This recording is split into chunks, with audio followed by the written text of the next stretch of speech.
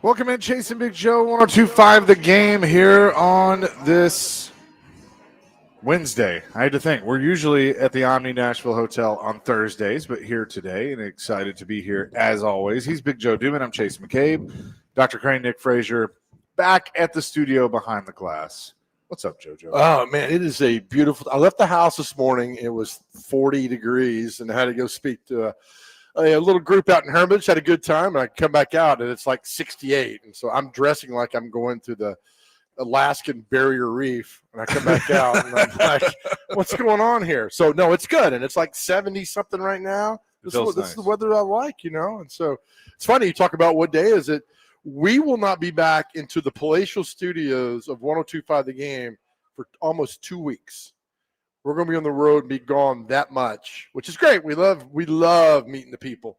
So we're a little off today. Next week will be Thursday here. Of course, we're headed down to Florida, Key West, Monday, Tuesday, and Wednesday, and we'll talk much more about that. Yeah, no, it'll be good. Looking forward to it. Getting out of here. So we're here today. The very funny, our buddy Brian Bates is going to join us. He's going to come down here to Omni at 1 o'clock. 1 o'clock. And we'll talk some, comedy, sports, everything with him. No, he's like us. He's from Middle Tennessee. Yeah. He went to Leeds from Lebanon. We can get some comedy advice, too. Yeah, we need – it's free, too. Yes. Because we got him on the show. Yeah. We're not dumb. We got this. So we're excited about that. Predators fell in overtime last night. We'll talk about that and the controversy at the ending. But Mike Borgonzi spoke today, and I was pleasantly surprised when I turned that press conference on, and the only person I saw was Mike Borgonzi. I thought that was very good, and I thought it was a nice press conference. I thought it was let me talk a second. I want to pull up a tweet. Well, I did not know that Mike Borgonzi came from Kansas City because he never mentions it. If you did the Mike Borgonzi Kansas City mentioned drinking game, 3 minutes in, you were passed out. And when I get it, I mean, that's where he came from, and that's the one where you talk about because they've had the most success. I thought Paul Kuharski summed it up perfectly with this tweet. The standard for Titans press conferences is low, but Mike Borgonzi was articulate and authoritative about important matters. Further shows me he is the best football person in the building, should be lead decision maker on coach. So we still don't know because they didn't say it, who the guy that is in charge, right? Or the person? He was asked, Jared asked, and I thought it was the best answer to that question that anybody out of that building has given. It didn't fully answer the question, but it was the best answer that has been given. To me, it came nowhere near answering the question. Yeah, he's like, well, and Chad's this. Well, see, I took away from it that, especially to the part of, and this could have been a follow-up question, but that the general manager and the coach, work so close together. So I have told Chad and Amy, I need to be very close with the coach, which I think was a nice way of saying I need to pick the coach. Which is fine. I'm all about that's exactly what needs to happen. Because he's a football guy. Yes. Right. And he starts saying Chad. Well, Chad's good in analytics and strategy and that. I was like, then leave Chad in the back with the analytics and the stats and all that stuff. Like, that's fine. Like, and look, that's why Rand Carthon hired him. But then all of a sudden now you put him in charge. Yep. And look, I think what Borgonzi was saying that was at first he was trying to walk around the question, and he was saying, like, look, every organization kind of has a setup like this, but titles, and all that stuff. Which he's right and he's wrong. Like, titles do matter. I know a lot of people that don't like the title that they have or somebody else has will say they don't matter. They do matter. I mean, they mean something. And if Chad Brinker is the president of football operations, that speaks to me that dude's in charge. That dude don't need to be in charge. Okay. I didn't hear all of it. Did he talk about why there are no more trades? A little bit. He was asked if injuries had anything to do with it, and he quickly said no. I know he was asked specifically about, and I don't know what exactly we have pulled, Nick, so if you have something like this, just let us know. But I know he was asked specifically about Simmons. and that they determined that Simmons was a pillar and somebody they needed to hang on to. Which okay. Fine. I mean, what else are you going to say? Yeah. Like that to me, I think okay, yeah. Do we know that Simmons did not go to them and said, "Look, I Yeah. want to be here. I like it here. My family's here. I'm good here. Let's keep me here." We don't know that. Here's what he said about Simmons. You say building for the future, though, as you did with Draymond. Does that not enter into the picture with Jeff as well as probably your most valuable asset, that could be traded? Well, you have to weigh those options, and you say it's a business, but like when you weigh those options, you look at it and you say, what do we have here? And he's a pillar here in this organization for what you want, and he's one of the best players in the league in his position, and the way he works every day at practice, I don't know if I've seen a defensive lineman superstar like him, just empty the tank every day at practice. It's impressive. And when your best player does that and younger guys look to him, that's what you want. That's what I'm talking about being a standard. That was Mike Borgonzi on Jeffrey Simmons. Okay. But I mean, fine. Answer the question. Moving on now with all that. It's good to go.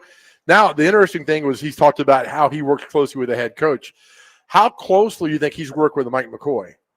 I mean, you got to, right? He's your coach. Right now, yes. You have to, because he's your guy. You got to let him know who you're bringing on, who you think about bringing on. I got no indication from that press conference that he feels that Mike McCoy is going to be the permanent head coach. Oh, God, no. Like, I mean, the way he was talking was basically saying, like, when we get a new coach and talking to coaches and all that stuff. So, I mean, I think he knows they're going to go out and find somebody. Now, one thing that really kind of piqued my interest was when talking about Cam, he said, now could the offense change?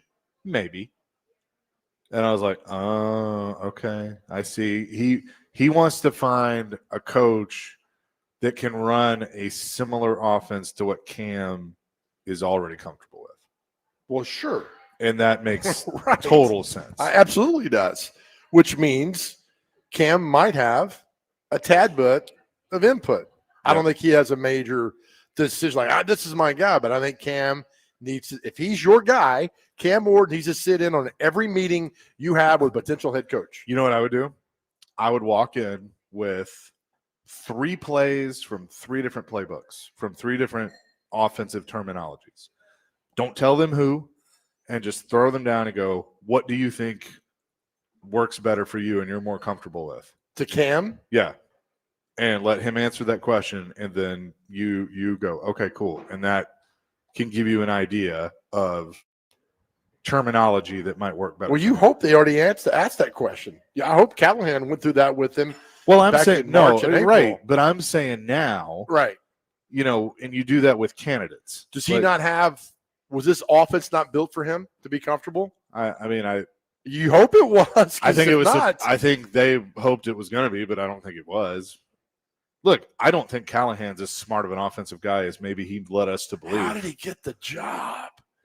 I mean, how? I'd love to sit in that interview. Like, how did he convince them? You are, 56 years old? 57. 57. See, I took a year off for you. Thank you. Yeah. You didn't have to do that. You're 57 years old. Uh-huh. Have you met people that know how to BS their way pretty good through an interview and sell you on something? Yeah, but that's like getting a job at MAPCO. This is being the head coach of a National Football League team, and everybody's an expert. All of them are. I mean, so I just all right. I know he's gone. They're 1-8. They're gone. We get a bye week and all that stuff, but they got 8 games to finish the season out, and you look forward to next year. But you still got games to play this year, man. You still got a lot of things that you hope they accomplish or do, and so. You got to play. You just can't put an X by there and say we forfeit these games. It's going to be interesting to see. Don't you think they wish they could, though? how much going forward is done. Because they come back out of the break versus Houston. Houston's tumbling as well right now. So Houston's awful. They're terrible. So you could say, Houston, we got a problem. You could do that. That's at Big Joe on the go. Well, Houston, we got a problem. To do that. Yeah, you could. One of our, by the way, you can text or call 737-1025. That's our phone and text line, driven by WilsonCountyHonda.com. The first two texts I see are about James Franklin. 1157, James Franklin is available. No. For what? For the Titans. What are you guys smoking today? No, James No. Franklin. No. James Franklin ain't built for the NFL. James Franklin's built for Gainesville Wasn't he an assistant with Green Bay or something? or Minnesota. Yeah, Oh, he no. was. That's right, Green Bay. Oh no. Oh no. Yeah. Oh, Him and no. I don't know if Brinker was there though. Okay, well hang on. I I'll don't look know. at that during the break because otherwise, oh no. Oh, I don't know. I think they were there early because Franklin was there like 07 or 08. When did Brinker get to Green Bay? 2009. Oh, it might have crossed in the hallway when Franklin's picking the stuff to get out of there. I know James went from there to Maryland, I think. Yeah, because he was the coach in waiting at Maryland before he came to Vanderbilt. 2005. So yeah. Okay, they did not cross. Yeah, paths. so don't he call went here. to Kansas State, then Maryland. Yeah, because he worked with Josh Johnson, the quarterback that's been in the league for 80 years. Yeah. So don't call us about James Franklin. We will lead the charge on a no for James Franklin. Yes. Let James go to Blacksburg or Gainesville. I think he's going to Blacksburg. Get Yeah. out of here. I kind of feel like that's where he's going to go. 615-737-1025. We'll take your calls, take your texts. What did you think of Mike Borgonzi's press conference earlier today? We will discuss this coming up next. Chasing Big Joe live at the Omni 1025 The Game.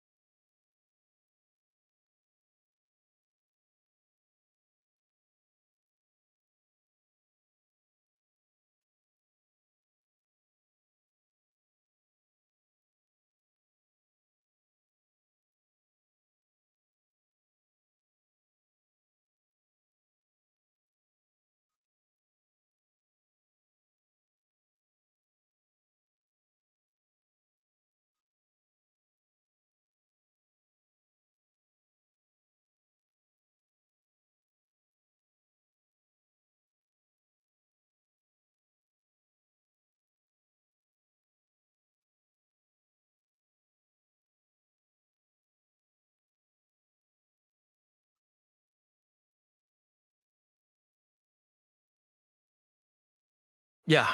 What did Mike Tyson say? Everyone has a plan until you get punched in the face, right? But yeah, I mean, there's a plan for him, and the plan right now is for him to still develop, and he has been developing. And I give credit to Nick and to Bo and to Mike on his development. That's part of it, the development plan. Now, will the offense change next year? Maybe, but in terms of the fundamentals and mechanics, understanding how to play the position, I think we have some really good coaches here to develop them. That'll probably go away. Yeah, right. Chasing Big Joe, 102.5 The Game, live at the Omni Nashville Hotel at Bar Lines. That was Mike Borgonzi, Titans GM, earlier today. Yeah, I appreciate his, how he's like when he's not sitting there with somebody staring at him of like, you better say the right thing. Yeah. He's perfect and can articulate and everything. And I think that was really good for them to have. I agree. Anytime he's up there doing that, I agree. Yes, sir. I can't read that far away. I'm blind as a bat. All right. Well, we'll shift gears a little bit. We'll get back to that here in a few minutes, and let's bring in MTSU football coach Derek Mason, who is on the line with us. Coach, how you doing? Change Big Joe. We're doing well. Salute to Service Week, FIU Week. Let's go. I know you always enjoy that. I mean, being able to salute the military is certainly a positive thing. So I know that's got to be something that you all are very excited about. We are. It's something at MTSU that's been a long-standing tradition. For me personally, it has significance. My stepdad was in the military, and the structure of the military was in our household. Throughout my life, and I've learned a lot based on those foundations, fundamental ideas about what's integrity, how to work, be a good man, do the right thing. I know this has been tough for you because we've known each other a long time, and you look at the last 4 games, especially. How close you've been. It's truly a matter of a couple of plays going differently. So how do you manage that with your group of keeping that fight with the 3 games that are left of saying, guys, we're that close to getting over the hump? You have to be resilient for them and try to model the same thing that you want them to be able to show in this. Sometimes the things that we go through reveal who we are. And I told our guys that if this is the toughest thing that you're experiencing in your life, then you're probably pretty blessed. This has been hard. I mean, it's a rough, sort of stint, but football sort of mimics life.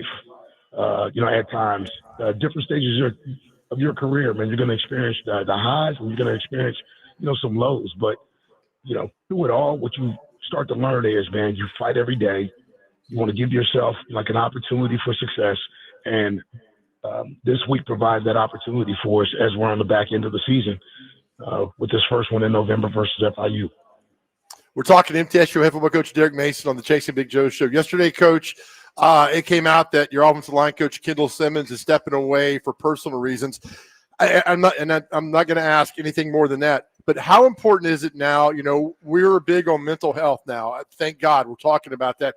How important is it, Coach, that you have that open door if a player or a coach or administrator can come to you and sit down and say, hey, I need to talk and get this off my chest? How important is that for you? Oh, it's as important today as it's ever been. The stresses of life, happen. People endure, in certain things.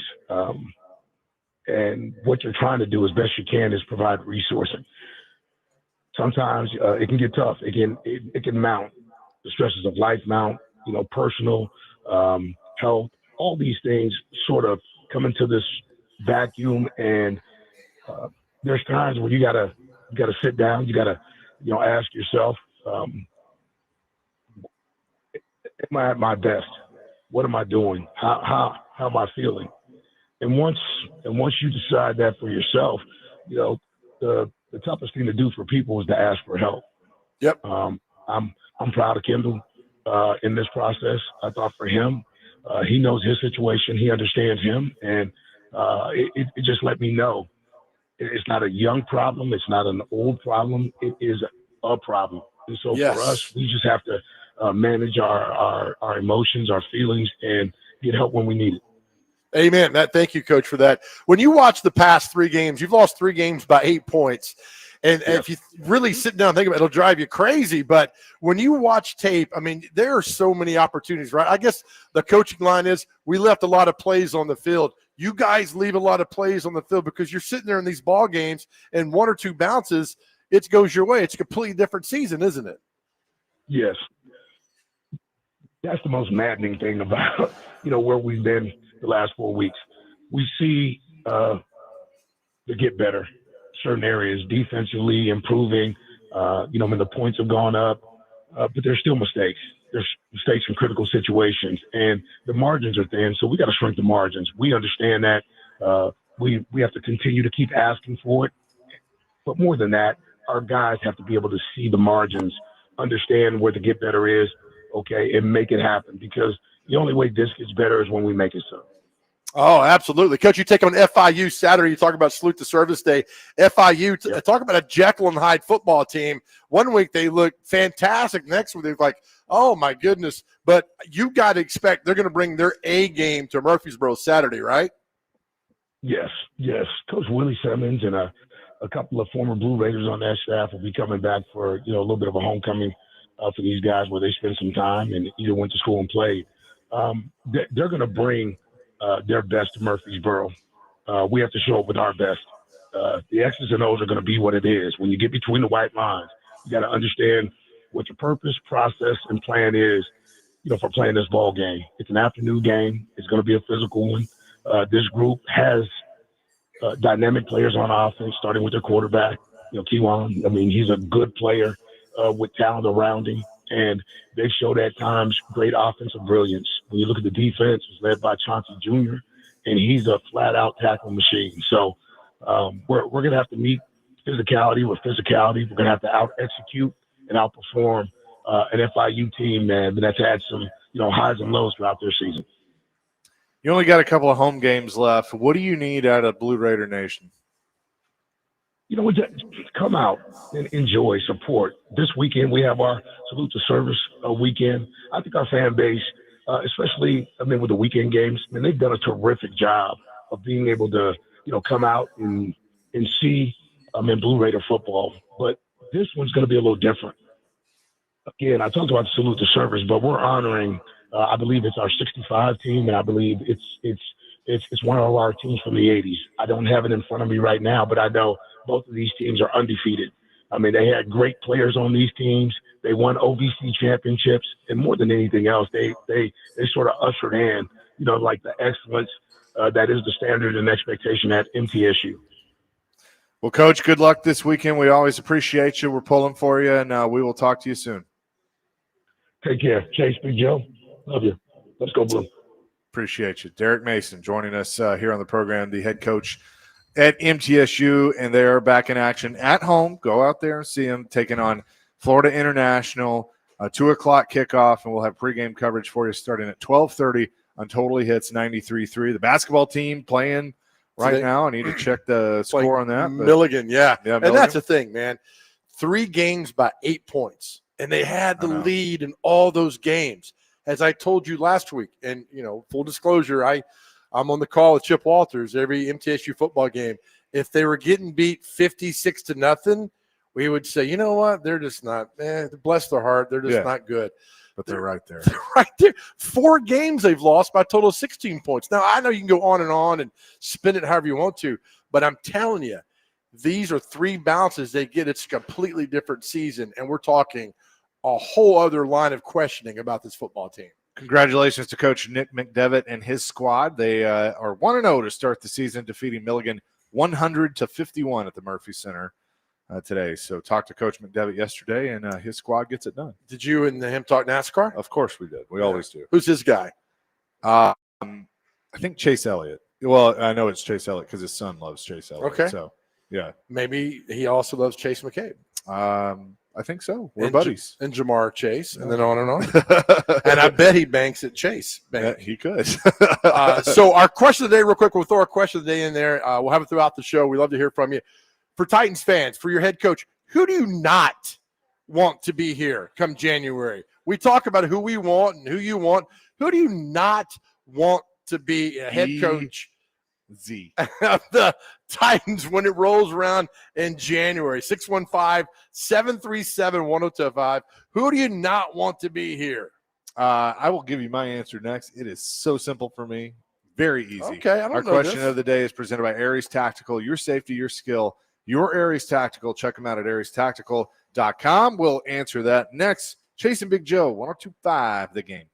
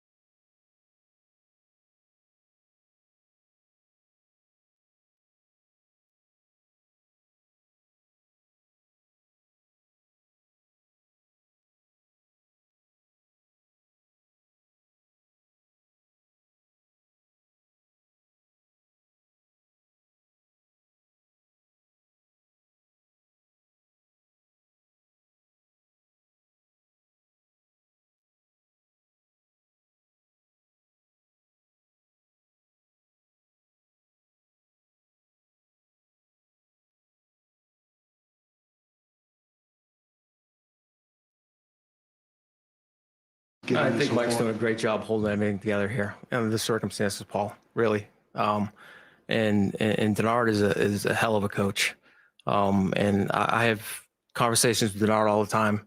And before we made these trades, it's not like we make these trades and don't have conversations. And he is he going to agree on all the trades? No, but I think at the end of the day he understands it, and he understands that he has a job to do, but.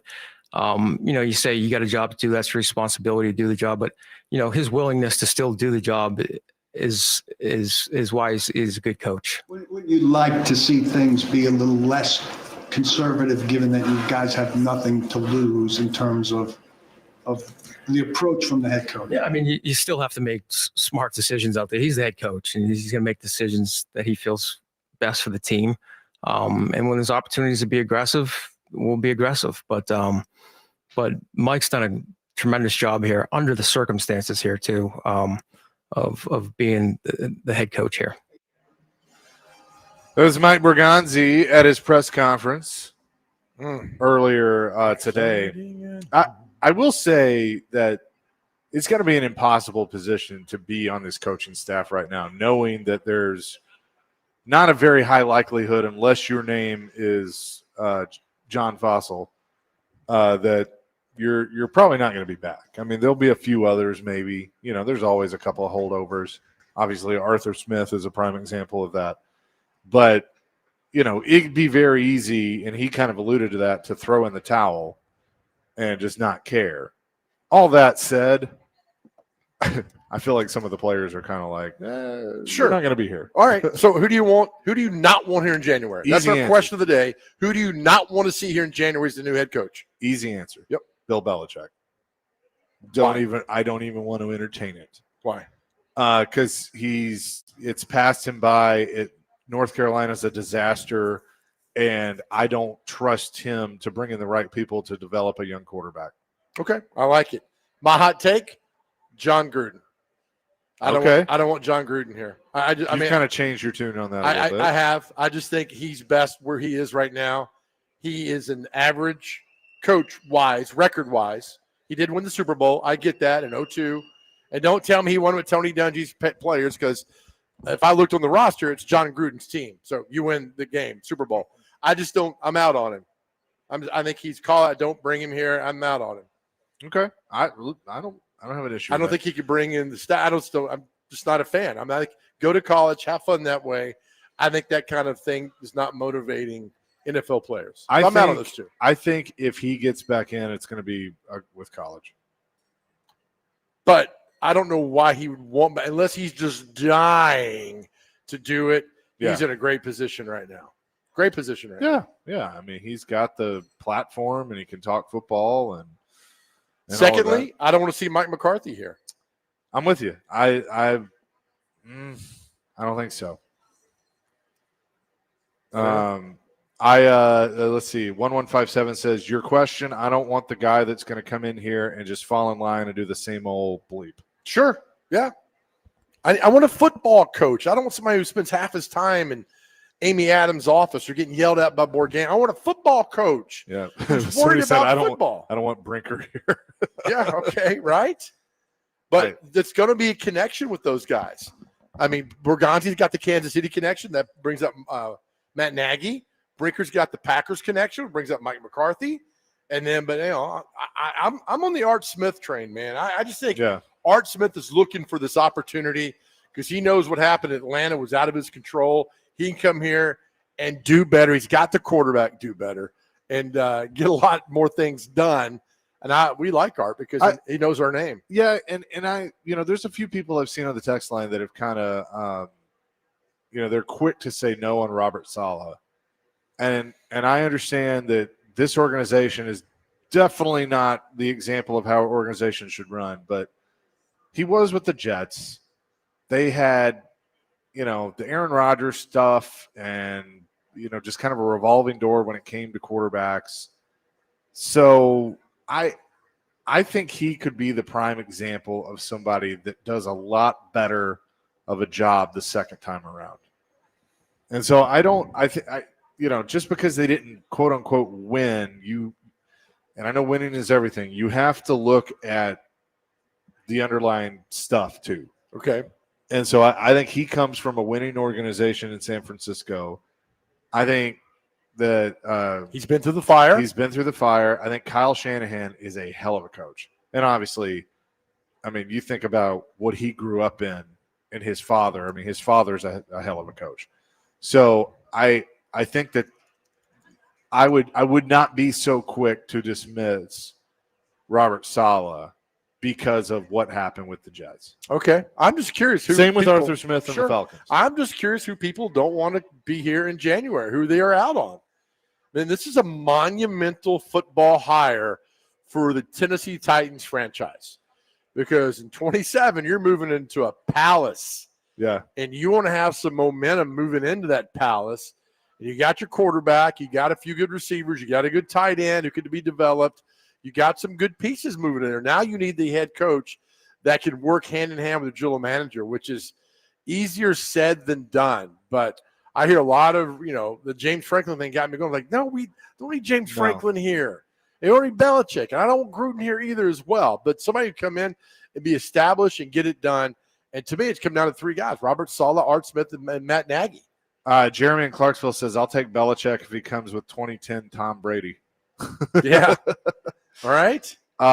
This is I would say a little bit of a hot take. 0862 says, I think Gruden ends up in Cincinnati. I don't think Zach Taylor gets fired. I don't think Gruden gets back in it at all. I think he enjoys this. Who's what Brown is the owner now? Mike Brown? Mike Brown. Mike Brown is cheap.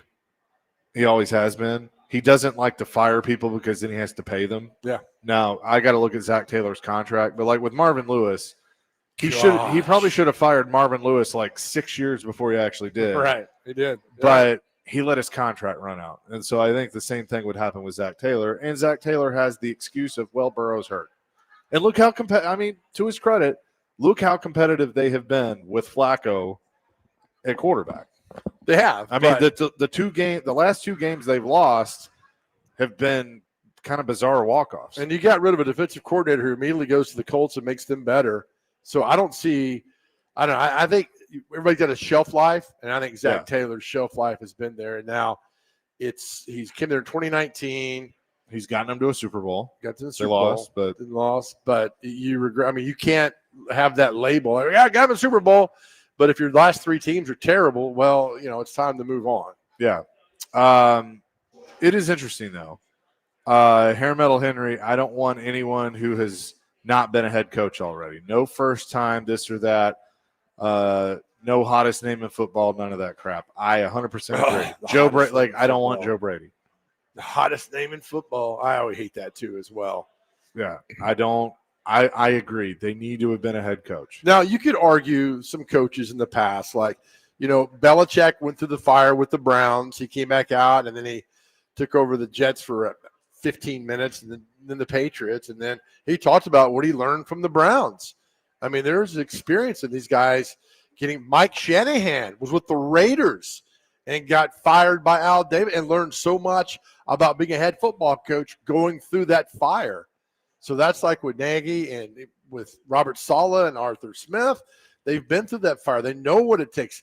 We laugh all the time. You have the red challenge flag. When you're the offensive line coach, you don't have to worry about throwing the challenge flag. When you're the head coach, you got to throw the challenge flag. You have 5 seconds to tell me to go for it on 4th and 1. I mean, there's a lot that goes on that Brian Callahan, I don't think, realized as a head coach, which I do. I think Art Smith, Matt Nagy, and Robert Saleh realize all the ins and outs that go. You are a CEO. Yeah, you're the head football coach, but you're so much more. We had, was it Rondé Barber we had on, or his brother? Rondé Barber, right? Yeah. For the Bucks. Talked about Tony Dungy. He's like, Tony Dungy was so busy doing other things that he came out and he was basically our assistant special teams coach. So your head coach is your special teams coach because he wants to coach. But there's so many other things from football pulling him away. Meetings with the owner, with the GM, other things going on there. You got to learn how to delegate. And I think 3 guys who've done that know what to do. I don't want to see anybody new anymore. 1157 with a good question. What is the record for NFL teams getting consecutive first overall picks? This is an article from the Sporting News back in 2022. There's the Browns do it in 16 and 17, right? Yeah, well, here's all of them. You remember these two teams, the 36 and 37 Eagles. Yeah, man, boy, I tell you what. The 39 and 40 Cardinals. 76, 77 Bucks. Terrible. That's expansion team, though. So yeah, 94, 95 Bengals. Terrible. Was that when they got a Kelly Smith? No, that's when they got Dan Wilkerson and I think Kajana Carter. Yeah, okay, you're right. The 99 and 2000 Browns, but 99 they were expansion. That's right. The 17 and 18 Browns. Terrible. And then I want to say, didn't the Jags do it? Yes, Trevor Lawrence, and then some dude that I remember. Yeah. Was he from Georgia? That's on that team. Like, I forgot about that guy. Yeah. It was just a moment. Was it a linebacker? It was Trayvon Walker, the defensive end from Georgia. That's it. Is he still on the team? That's how little we know about the yes, I think he Jags. is. Yeah. So the Jags were the last to do it in 21-22. And So- then before that, the Browns 17-18. Was that Myles Garrett and Baker Mayfield? Yes, sir. Okay. You are correct, sir. And then before that was the Browns with 99-2000. And then before that, the Bengals. Do you remember? Who'd you say for the Bengals? Why are you hiding? I can't see 2 feet. Okay. Well, who'd you say for the Bengals? Was it Dan Wilkinson Yep. and Kajana Carter? Yep. All right. Good job. Thank you. And then the 70s with the Bucks. Leroy Selman was number 1. Good Lord. Good job. And then the next year was it Ricky Bell? Yeah. Doo-doo. Do you remember who the number 1 overall pick in 1978 was? Earl Campbell. Yeah. Yep. That's right. Well done. Yeah. Well done. So there you go. What That happens is- when you have no family and no life and you're 8 years old and read football magazines all day. that is good. That is good. Can I tell you something? Yeah. Brian Bates joins us at 1:00. Very funny guy. But up next, Tennessee, the state of Tennessee has an honor today, which we've never had before. Okay. We will discuss that next. It's football related. Okay. We'll just. I think I know where No, you're going. you don't do it. I think I know where you're going with Okay. this. We will discuss that coming up next. Chasing Big Joe, 102.5 The Game.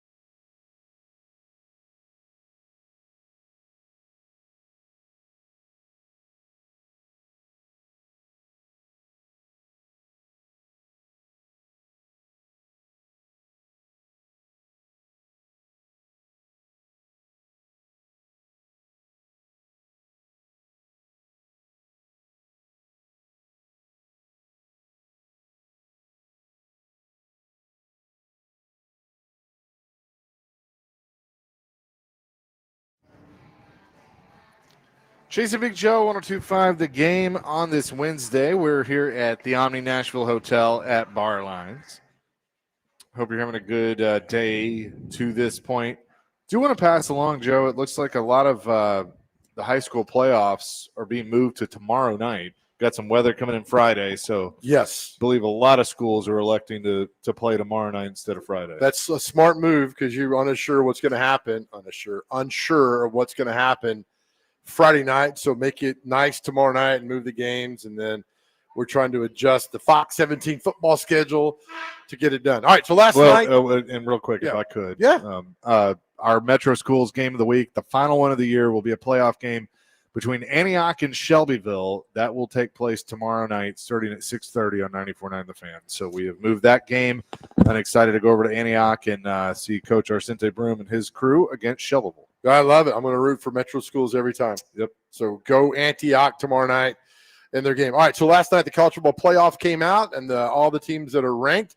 And the state of Tennessee has 3 teams in the top 25 in their poll that came out last night. Tennessee at 25, Vanderbilt at 16, and Memphis comes in at 12. Made the cut. I think it's really cool. Now, look, Tennessee's not going to make it. Vanderbilt's got the opportunity if they win their games out there. There, Memphis keeps winning. They're in a group of 5. I think it's very cool that we're talking about these teams, Vanderbilt and Memphis, get to the college football playoff in November, right? That's very cool. No, I'm with you. I think it is really cool. So where do they have Memphis ranked? 12th. They came in the poll, the committee poll had them at 12. Well, that's what I'm looking at. They had 12 playing, right? Did I see that wrong? Okay. Yeah. So they're not ranked. Thank you, JT. That's crazy. They're not ranked, but they're currently the 12 seed because of the group of 5. That's the way they've set this up. Yep. So good for Memphis. And why are we not talking about that coach getting another job? Isn't he like 29-6 in his last 35? Something crazy. I think we are. I mean, I think everybody kind of feels like he will. Ryan Silverfield, is that his name? Memphis, man. Memphis. He's a man. I can get out of Memphis Power 5, Power 4 school. You know what I'm saying? Yep. I think he will be. I mean, he's a good coach. You know what they should do if he does take another job? Just bring Mike Norvell back. He did a good job at Memphis. Bring him back. He probably come back and coach for about $8 an hour. Because do a nice buyout for him there. But I don't see Ryan Silverfield's name mentioned for anything. I always see these other guys. Yeah. What do you see him mentioned for? Moving up to like UAB, some lateral move? I don't know. Although UAB did beat them, which is bizarre. But he's done a great job. So congratulations to Memphis. I hate this, but if the playoffs started today, Memphis would be in taking on Georgia, but they're not. So a lot to go. So right now, what you would have with the first rankings, the first round buys in the number 1 overall seed, Ohio State, then in Indiana, Texas A&M, and Alabama. This is your fault. I do that, and I do your right is here because of you. You do a little Memphis too, man. Memphis. I go over to Liberty Bowl. That's where Jerry Lawler wrestled. Mid-South Coliseum, man. First round matchups that would be on campus would see Oregon at Texas Tech. Ooh.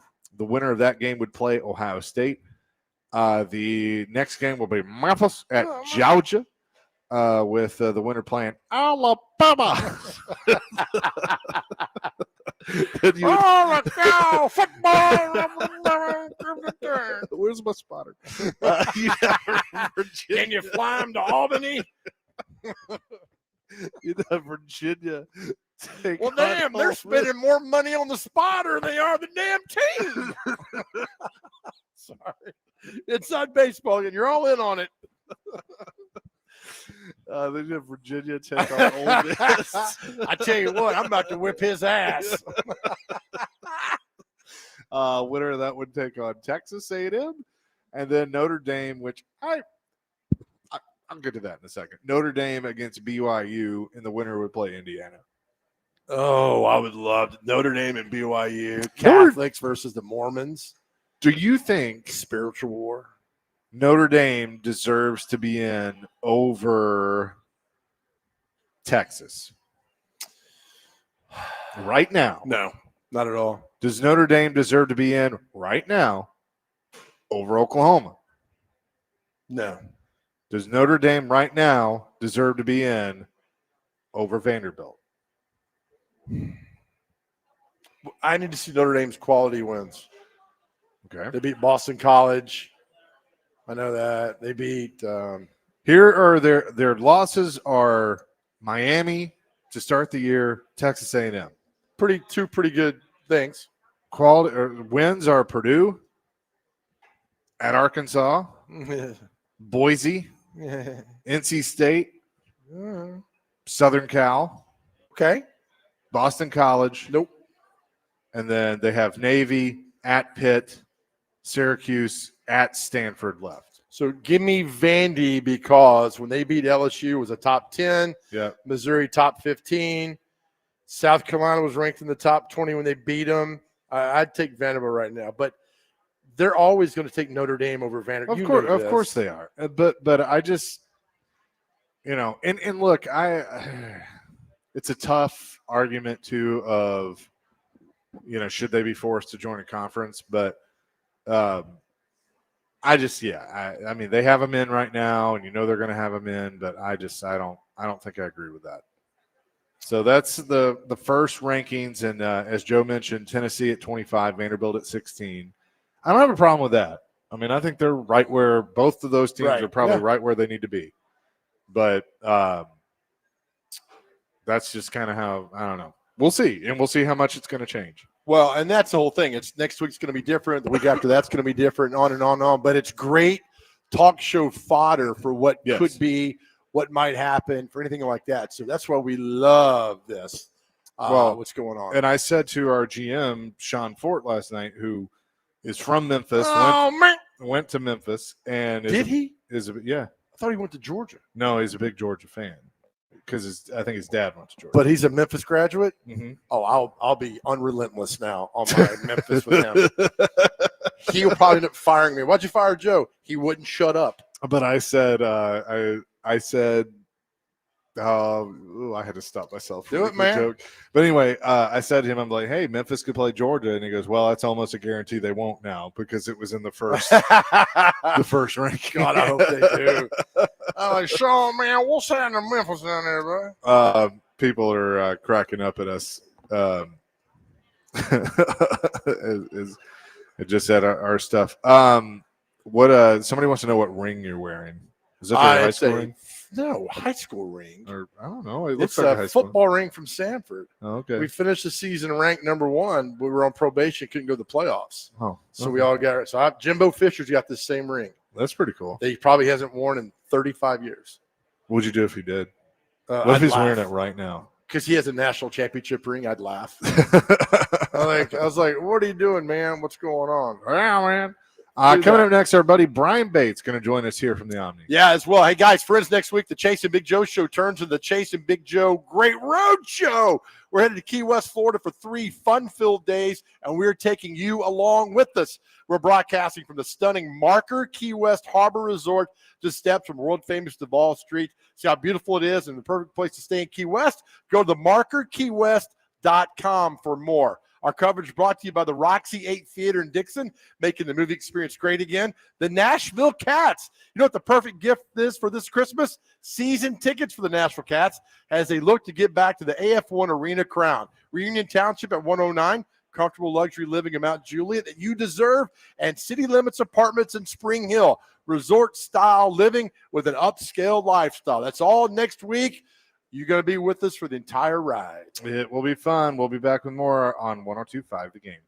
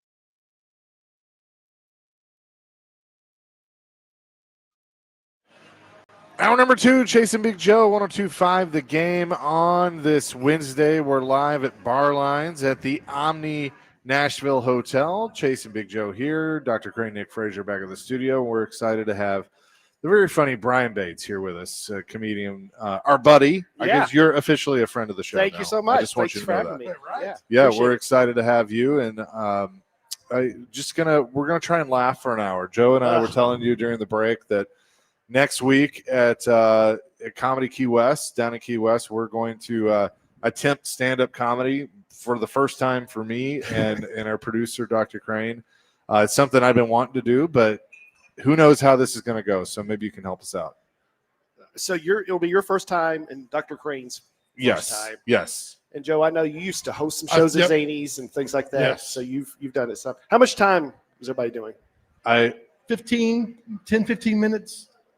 Okay, that's about 13 minutes too long. Right? My first time I ever did it at Zanies, I got 3 minutes, And and it can feel like an eternity. yeah, up there. that's what I'm nervous about. Yeah. Like, I mean, I have my stuff, but again, like, I can sit here and think it's funny, and then just like get up there and you might hear a polite chuckle.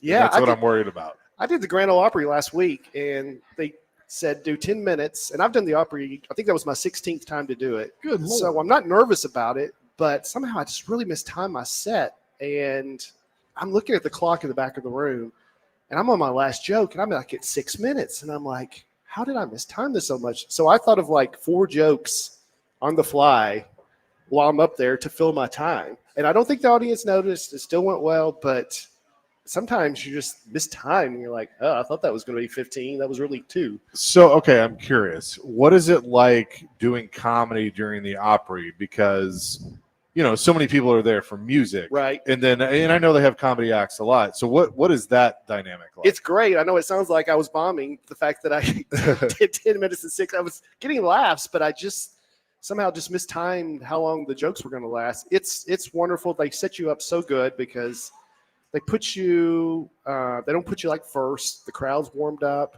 and it's 4,000 people there at the Opry, so they're just there to have a good time. And I've always felt like I've had good sets there, and they put you not at the beginning, not at the end, kind of like a little sweet spot there in the middle when the crowd's warmed up. Yeah. But I don't have the pressure of being the final act, and it's always great. So the first time you get asked to the Opry, were you like, who's prank calling me? Yeah. What's going on here? What was that like? It was an email I got from someone at the Opry, and I'm like, how would they even know who I am? Right. And the Opry's not something you aspire to as a comedian.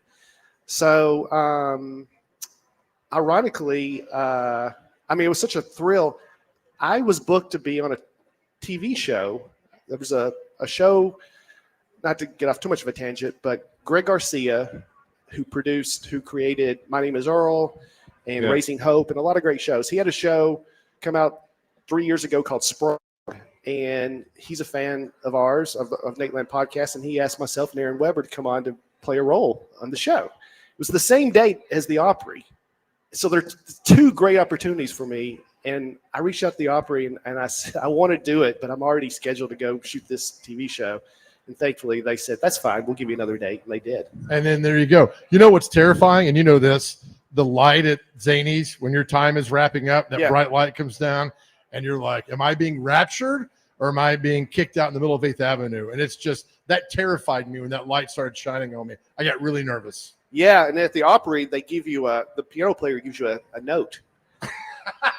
When you have 1 minute left, you hear ding. And that's how you know to wrap it up. But also there's a clock in the back of the room, so I kind of know when I'm supposed to. They'll tell you when to get off. Did you hear the ding? I mean, Because I wouldn't. Yeah, that's what I'd be worried about. no, he's right behind you, so I hear it. You just got to be able to pay attention. And Does the ding turn into wrap it up? it could, I guess, if I went too long. But in my case, I was going short. It's amazing, though. And I know you guys are like this, too, because you do this every day. The stuff you can think of while you're doing something else. Yeah.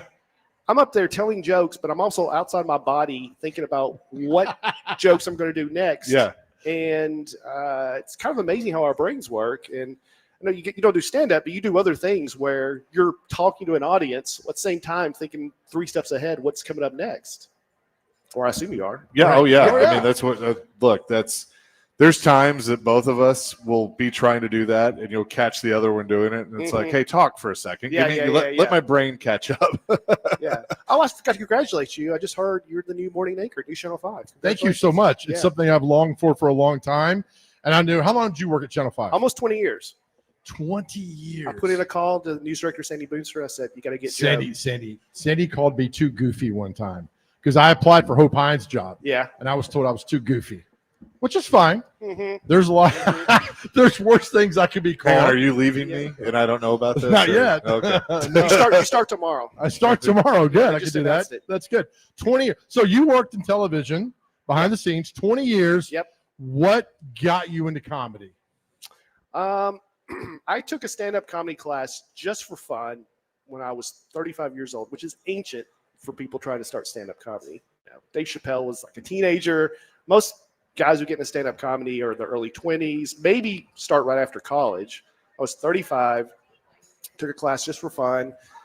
It was a 4-week class offered by Zanies. Just thought I would do it for fun. And I really enjoyed it. I enjoyed the people in the class. I enjoyed the teacher. He was someone I could actually talk to. And so I took the next level and the next level. And then it just starts building momentum-wise, and you get competitive. Other guys are getting on this local show. You want to get on there too and things like that. And, I mean, it was not an overnight thing where I quit my job at New Channel 5. I worked for 8 years doing both. I would go to work during the day and then do stand-up on the side at nights, weekends, or whatever. Wow. And finally got to the point in my career where I think I can make the move full-time. I was single at the time, and so I'd saved up my money, and I just thought, if I do this, if I try this, and I can't make it, I'm only hurting myself. That's right. If I have to just do whatever, I'm not hurting a family. So I did it, and I made the move, and it worked out. So what was your first, I would say paying gig, but your first hey, we want you to be part of the show tonight? Oh, my very first paying gig, it was a horror story. I don't know how they found me, but someone reached out on MySpace. That's how long ago it was. Wow. And she said, we're having a Christmas party at the Wild Horse Saloon, wondering, if we could book you to come perform. And I was realistic. I knew I felt like I had 15 minutes. I really probably didn't have 5 at the time, but we all think we have more material when you first start than you really do. So I said, what if I get me and some of my buddies to come to do it? I was at least smart enough to know I can't fill an hour or whatever. So I got 3 of my buddies. So there's 4 of us. We each went and did 15 minutes. We didn't even know what to price them. I think we charged them $50 a person. And they were like, what? I think that was their first sign. This might be a mistake. And it was upstairs at the Wild Horse Saloon. So there's music blaring downstairs through the walls. Oh, yeah. So it went so badly.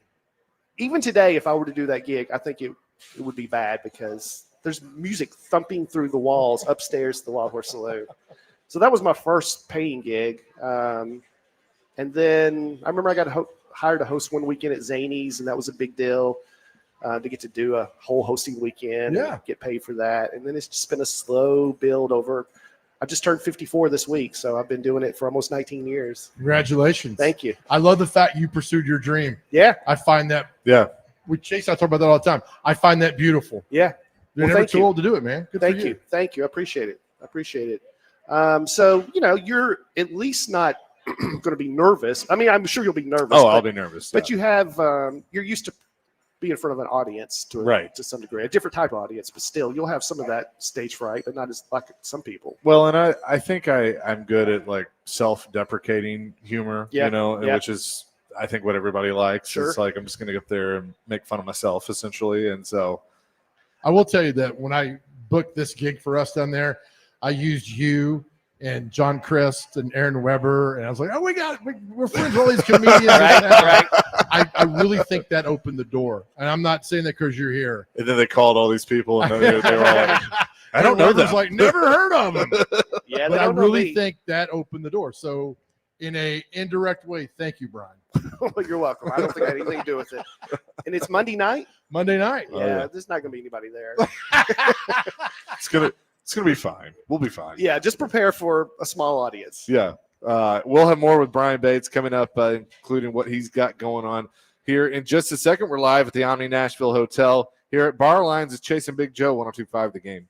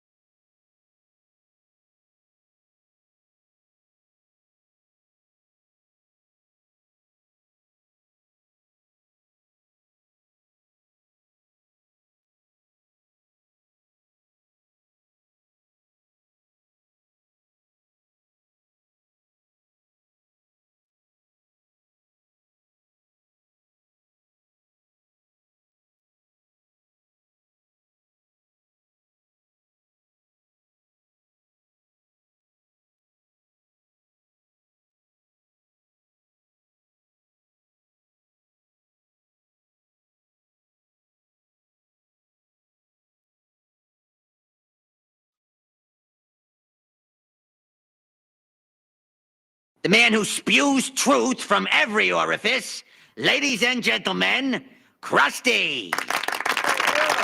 Yeah. So, I'm watching TV today. Woo! TV, yeah!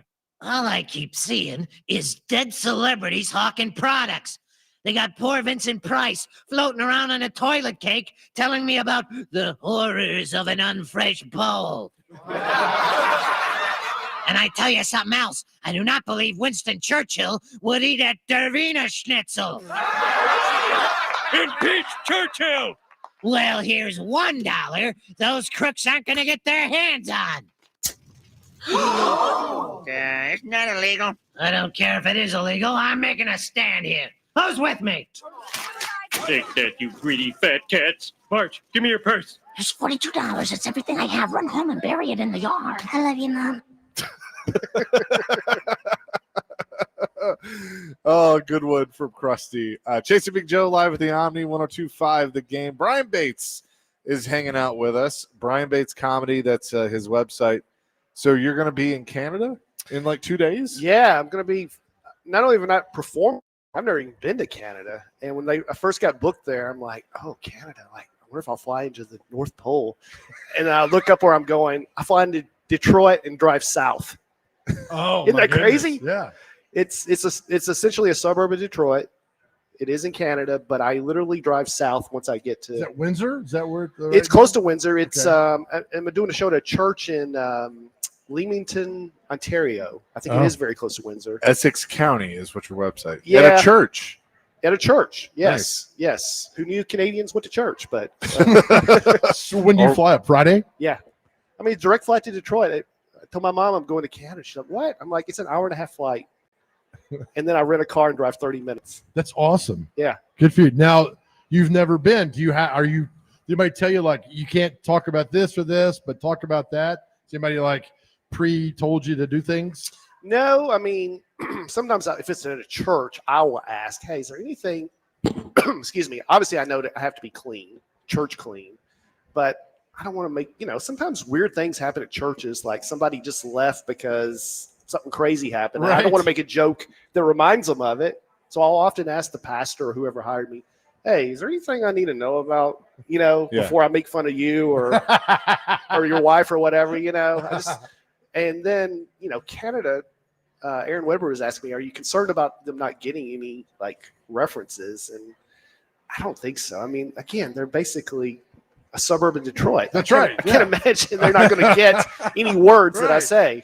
Just say, I went to a hockey game once, and they'll cheer you. or every time you make a comment like Yeah, yeah. No, he's one of us. Yeah. All You right. got all that. So I'm always curious of, how much you obviously have stuff that's going to come up in, all your shows, but Right. then how much do you go like city specific? Like we're going Uh-huh. to be in Key West. So I've been Uh-huh. trying to think of, all right, what's a Key West joke I can Right. make?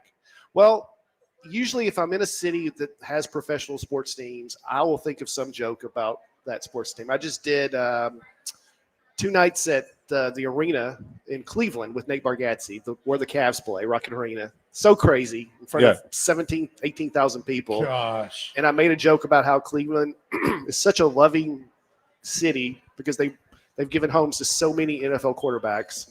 And I just kind of went through the list of all these guys that didn't pan out, but they gave them a home when no one else would. So that's a local reference I do there. I mean, sometimes if this place has a hockey team, I will do a joke that I have about the Nashville Predators because they're going to follow hockey. Yeah. My joke is very similar to a sketch that SNL just Your did. joke That came was- out a long time ago before Yeah, that yeah, skit. yeah. And you could tell you were in the joke is like you were in Chicago wearing that Yeah, Preds jersey. Yeah, basically I say you wear a Predator shirt in Nashville, people knows what that means. In other cities, not so much. People usually catch then what I'm implying. And then I said, I went to Chicago, I was at the zoo, and I wore a shirt that said, "Proud to be a Predator." And then I get an interaction with a dad who's wearing a Chicago Blackhawks hat. I thought he was talking trash when he was asking me if I was a Predator, and that's the gist of the joke. Yeah. SNL did something kind of similar this Right. weekend. I don't think they stole it from me.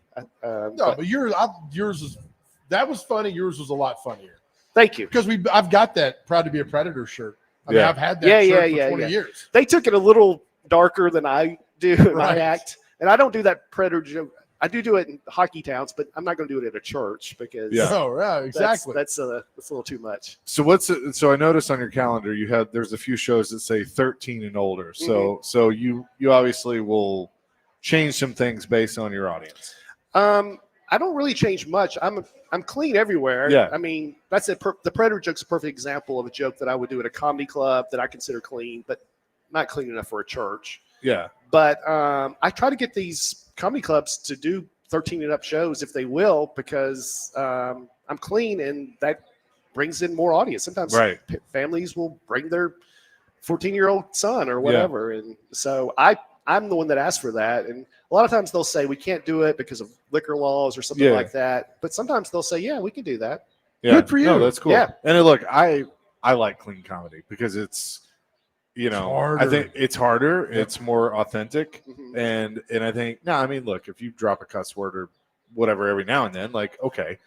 But I think sometimes, some of these raunchy comics, it's like, man, that's just low-hanging fruit. Some of my favorite comedians are dirty comics. Yeah. It's just, this is what works for me. So Sure. this is, it wouldn't be authentic if I was up there telling raunchy Oh, stuff yeah. because that's not Yeah. me. Right. So But- let's ask this. So you're sitting there with the Omni downtown. There's 50 people here. Yeah. When you walk out in front of 17,000, Yeah. how cognizant are you that there are 17,000 people there? And I know they're there to see Nate. I get all that. Sure. But you're part of the show as well. Yeah. Do you have to work harder to let them know who you are? Or you just do your thing? I just do my thing. I mean, Nate has a lot of guys on the show, so I'm usually doing like 8 minutes. So I am nervous. I won't say I'm not nervous, but I get more nervous when I'm headlining, doing an hour in front of a really small audience, because that's more work. I mean, there might be 12 people in the audience and nobody laughs sometimes. All right. I got to do it up there for an hour. 8 minutes. I'm doing my best 8 minutes. 17,000 people. There are going to be some laughs. Yeah. So I'm nervous, but not as nervous as some other shows I do. What's it? I mean, you and him are good friends. Yeah. And his rise to this is unprecedented. Yeah. And you host the Nate Land podcast, which is huge. Yeah. Do you ever stop and think, what's going on? Like, how am I here? Because I would. Yes. I think it daily how fortunate I am and blessed I am. And I talk to guys sometimes who get into stand-up comedy late in life, and I don't want to discourage them because I'm kind of I hate to say inspiration, but they see what I did. And Yeah. like, well, it's not too late. But I got so lucky mainly with Nate, to kind of ride his coattails, and to this high level. So, every day I think, I can't believe, I did Bridgestone Arena with him. You did? When he set the attendance record. You there. did. I was there. It was very funny. Yeah. But I think you're being too nice on yourself. You earned this right. You weren't walking down the street and Nate's like, hey, that guy over there, you look funny. But you busted your butt for this. I did, but I was fortunate to meet him and become friends, and he wouldn't keep me around if I wasn't funny. I'll Right. admit that. But at the same time, I know a lot of guys out there who are super funny, funnier than I am, that just hadn't got the opportunities that I have. And so I do feel fortunate. It's funny that you reference like the age. I mean, I'm 38. Yeah.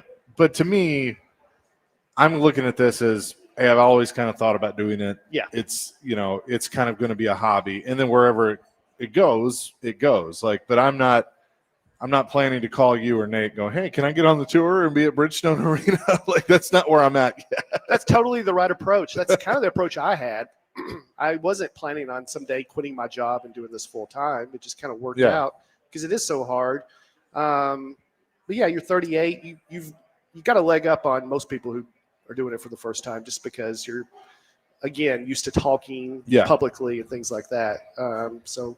But yeah, that's the right attitude to take. That's what I do tell guys. Look, if you're just having fun and enjoying it, by all means, do it. If you think like, I want to quit my job, and you got 6 kids or whatever, that's not going to happen. Probably ever. Certainly not anytime soon. Yeah, I think it's good for you. There's a friend of mine who he lived in Huntsville and he worked at a newspaper, and one of the copy editors quit, and he said, what are you going to go do? The guy's 40 years old. Yeah. And he said, I'm going to go try to be an NFL kicker. And they all laughed. And he quit his job to try to be an NFL kicker. And it lasted about 3 months. Yeah. So I think you to be realistic in your dreams. Yeah. And this was a dream you could attain and get. Right. And then you got it there. I think what you've done is quitting a job to chase your dream. Yeah. And I don't say you quit a job. You're like, I need to move on to Right. the next level. And you Right. did that and you didn't look back. I tell people all the time, well, what am I going to do? Well, you'll figure it out because you've always figured it out. Mhm. And you figured this out. Yeah, exactly. I appreciate you saying that. I don't have questions. I have statements. So I'm sorry. I thought we were talking about sports. Right. Yeah. So you're here, you're doing it. So you are an inspiration. Well, thank you. It could all end tomorrow. Who knows? But yeah, you're right. It could. You could. And you're a fellow Middle Tennessean, too, which is even better. Yeah, I may get stuck in Canada and not be able to get home. Who knows? We'll have more with Brian Bates live from the Omni Nashville Hotel. Coming up next, Chase and Big Joe, 102.5 The Game.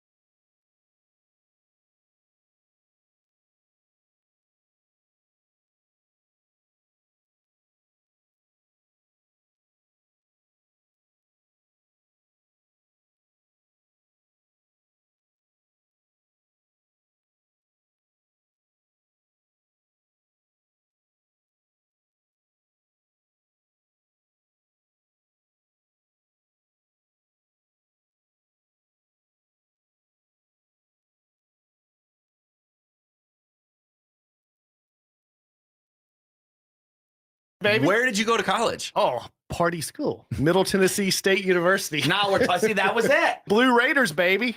Do you Don't ever even go to remember it. It's blacked out. I tell you what, I'm about to whip his ass. Chase and Big Joe, 102.5 The Game. I'm not sure what that was. What was Yeah, that? I have no idea. I just heard some language I don't like. It sounded like you. It was me, but I don't know what it was. You guys don't know who that was? Not really. I thought it was some comedian or something you guys were setting us up for. No, No. Nick, you want to? It was your guess. Oh, I got it you, was Brian. Don't worry. That was you? Who was I talking to? You were on the Consumers Podcast. I was on the Consumers Podcast. Okay. I matched Joe at the end of that. Oh, so Okay. because I was supposed to say nobody on that podcast said that. So No. okay, I got you. That was me on the Consumers podcast, and then you put Joe on at the end. That is correct. Okay. Okay. That will All go right. down in the trash can of terrible.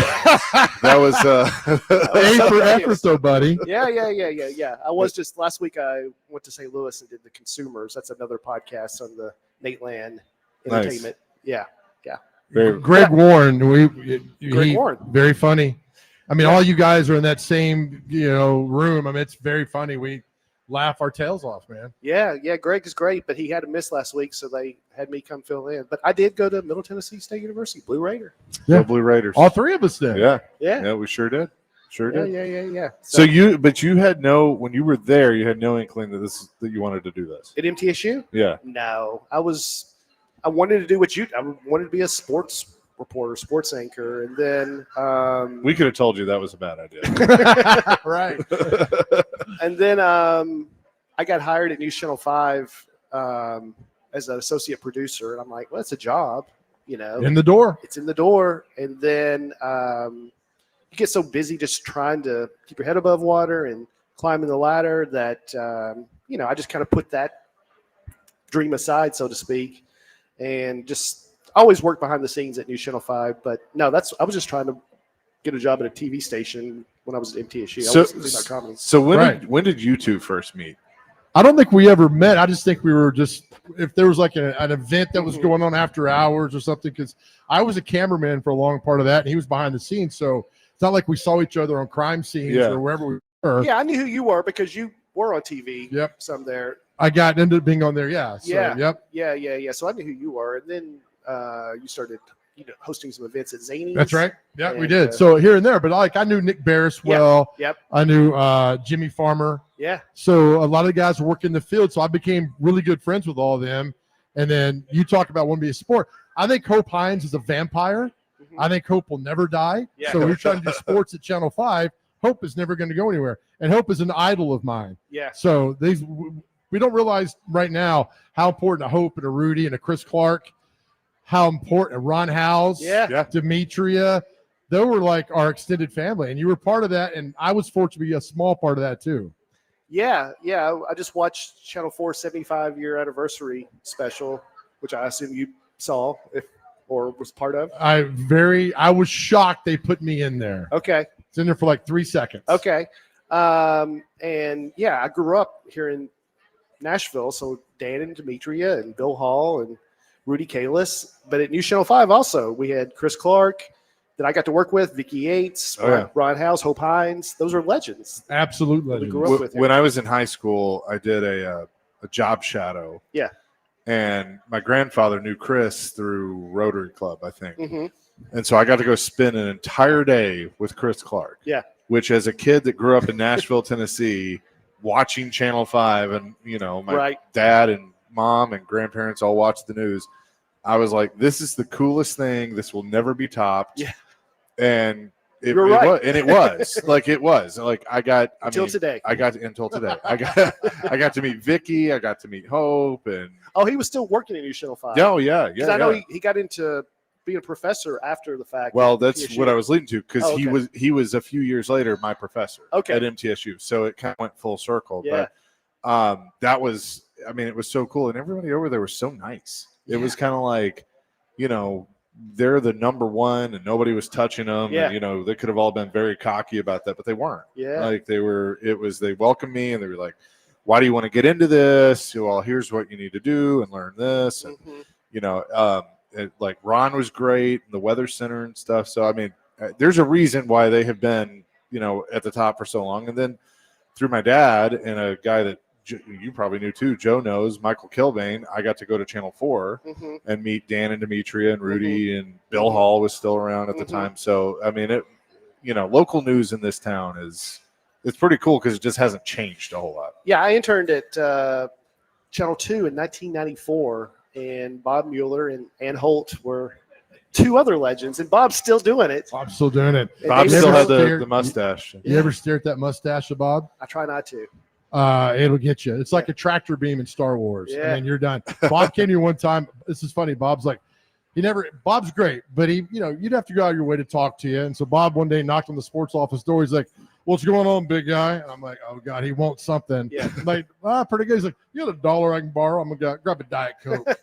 Never brought me my $1 back, and I got him a Diet Coke. But those were fun to do that. When you write now with your comedy, Yeah. observational, do you take stuff like from maybe the news world or things you see every day? Because you have a knack, very few people do, Yeah. of making that funny. That's very hard to do. I don't write much about, no, not really. I mean, I write about observational stuff in my day-to-day life, but not specific like about events or things like that. I avoid politics because Smart. Yeah. it's so divisive.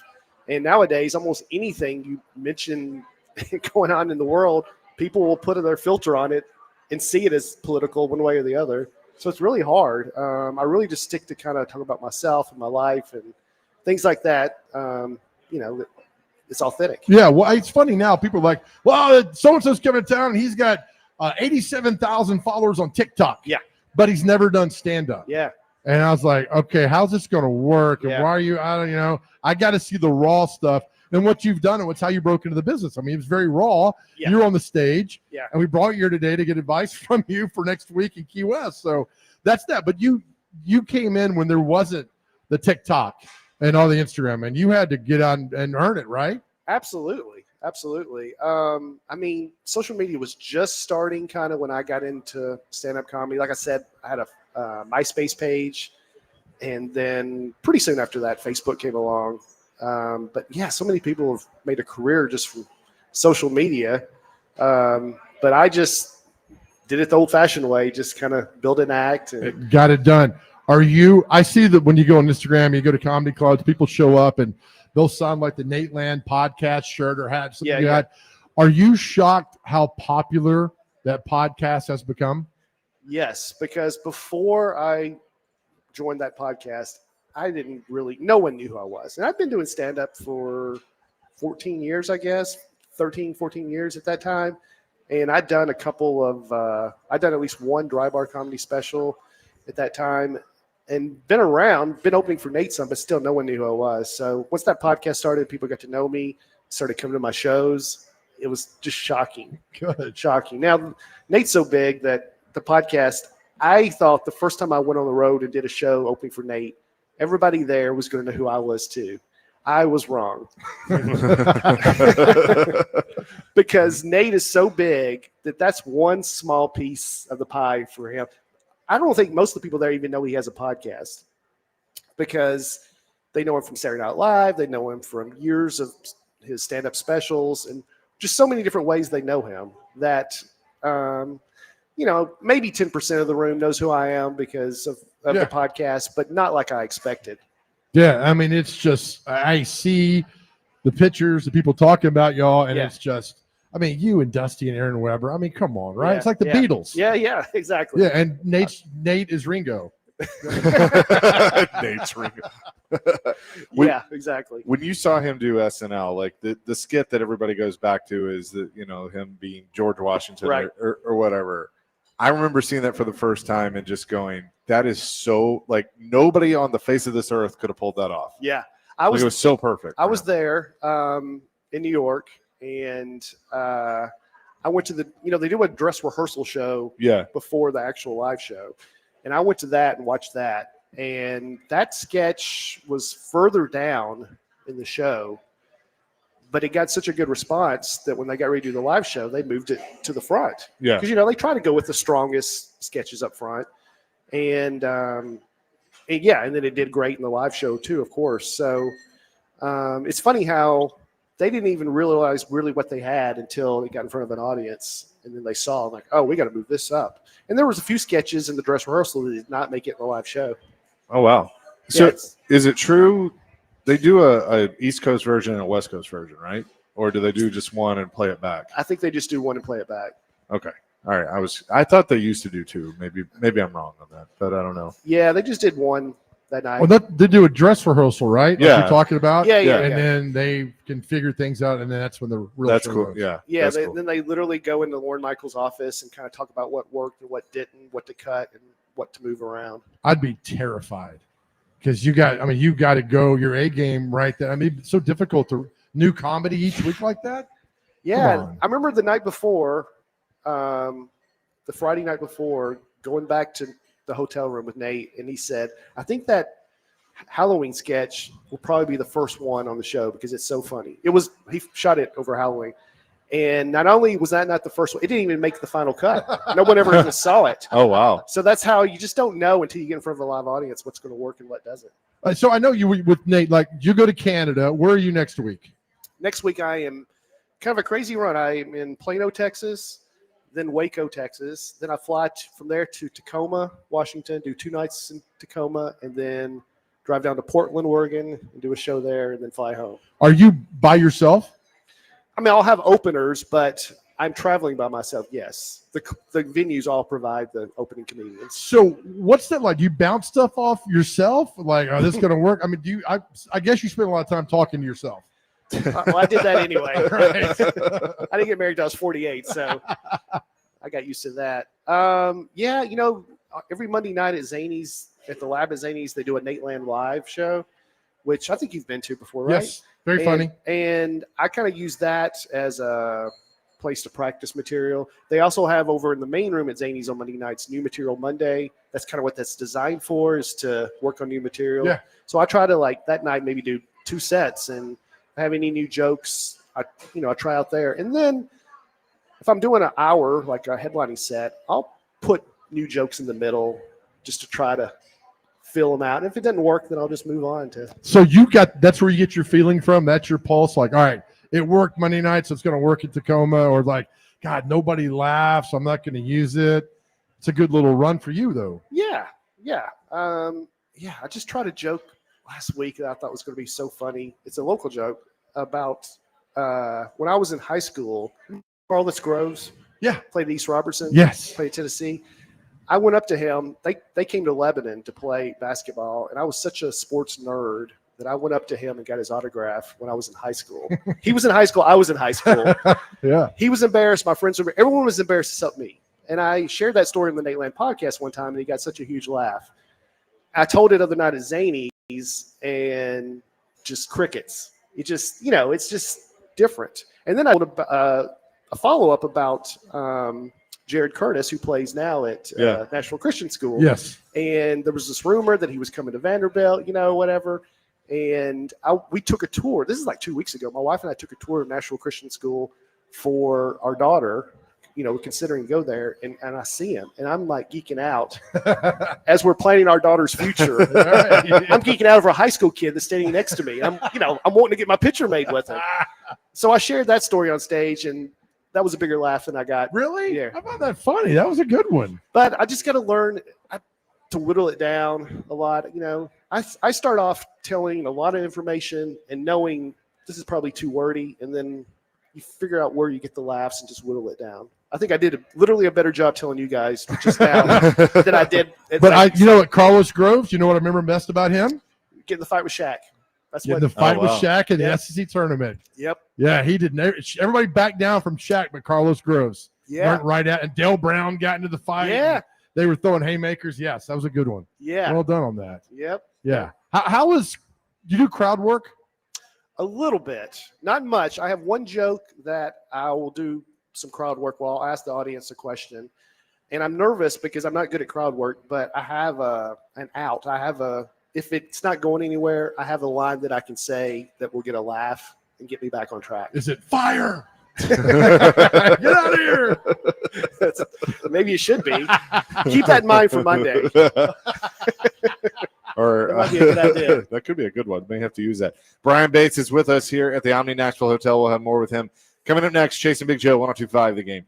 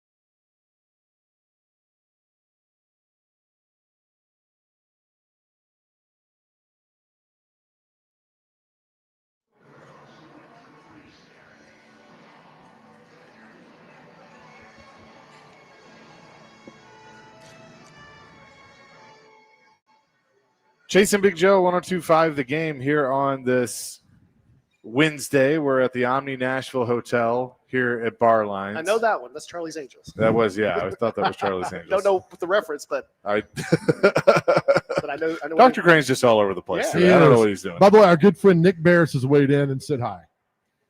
Yeah, Was right. it Nick or Mick? Both. Okay. He hates it when I call him Mick. You know, He hates it. we had season tickets together for a few years at the Titans.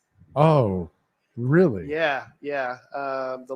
We both ended it 3 years ago when we were the number 1 seed, the AFC. Yeah, 21. Yeah, we ended it after that, but for about 5 years or so, we had seats together. Oh, where were the seats? They were in the loge section of Nissan Stadium.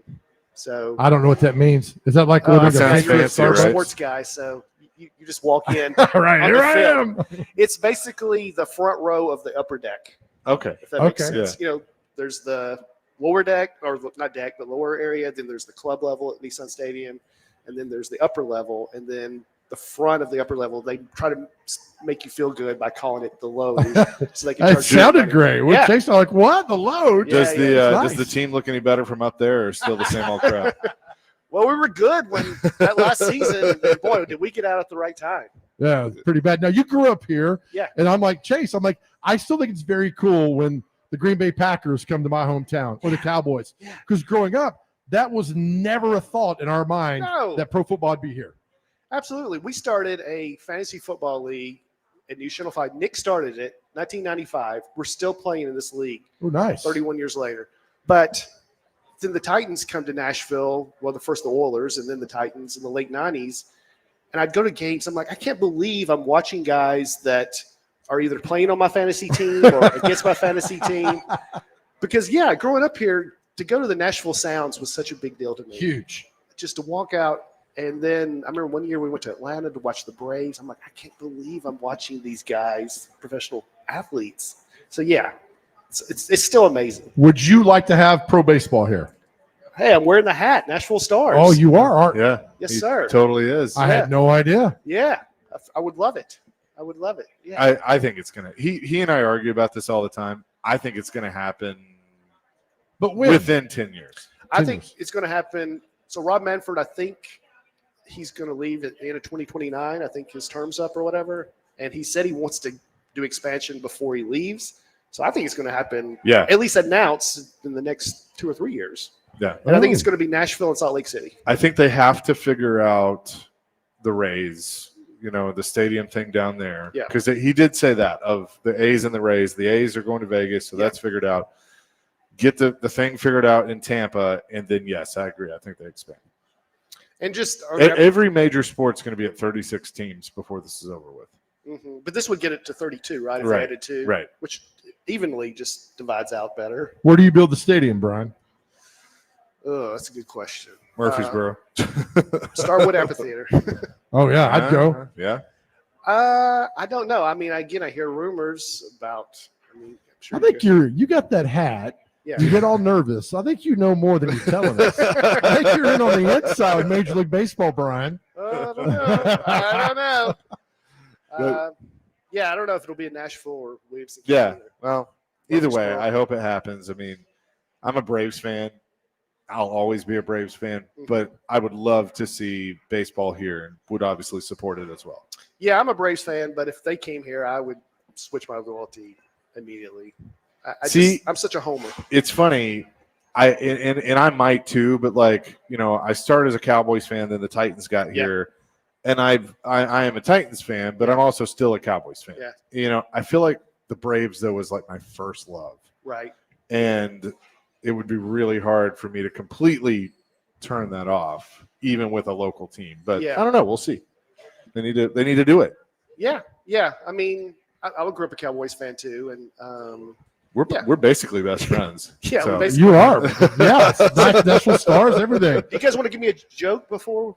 Well, not a joke, but an observation. Okay, go ahead. The happiest people on the planet Yeah. are meteorologists when it's going to rain 5%. You ever see how giddy they get? I mean, they're just like, the next week it's sunny and 80. But that rain chance of 5%, they get all excited. That's my observation.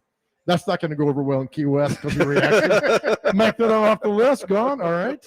I guess in Key West, there's 5% chance at least every day. Right. There you go. I'm Mine, going to go hide in the closet now. mine is, I'm really excited to be back in Key West. People were telling me how beautiful it is and told me that, if you come down here, you're probably going to fall in love. You're going to find true love. And so far, I've been here for 2 days, and I've gotten 2 new grandmas. That's all I got to this point.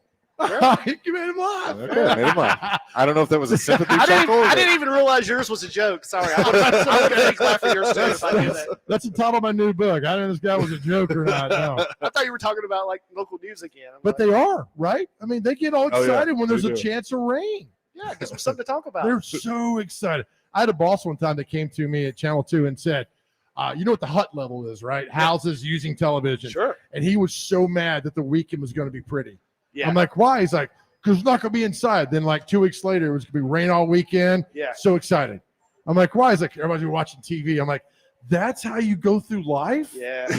Looking at things like that? No way, man. I'm not doing that. Yeah. So That's funny. a lot of characters. All right, plug. Where are you going to be? Canada Friday? Yeah, Canada this Friday for all you Canadians listening to the show. And then next week I'm in Texas and Washington and Portland, Oregon. I don't have any local shows, unfortunately, on the books. That's right now. good. Because you're getting out of here. Yeah, Good. exactly. So I don't have anywhere to plug locally, but yeah, just go to brianbatescomedy.com and look me up. When are you in the Opry next time? Nothing on the books, but it's usually like, here's what will happen. They'll email me and say, hey, we had a cancellation next week. Do you want to come do it? And I'll say, absolutely. Yeah. So I don't usually know too far ahead. You got any Porter Wagner jokes?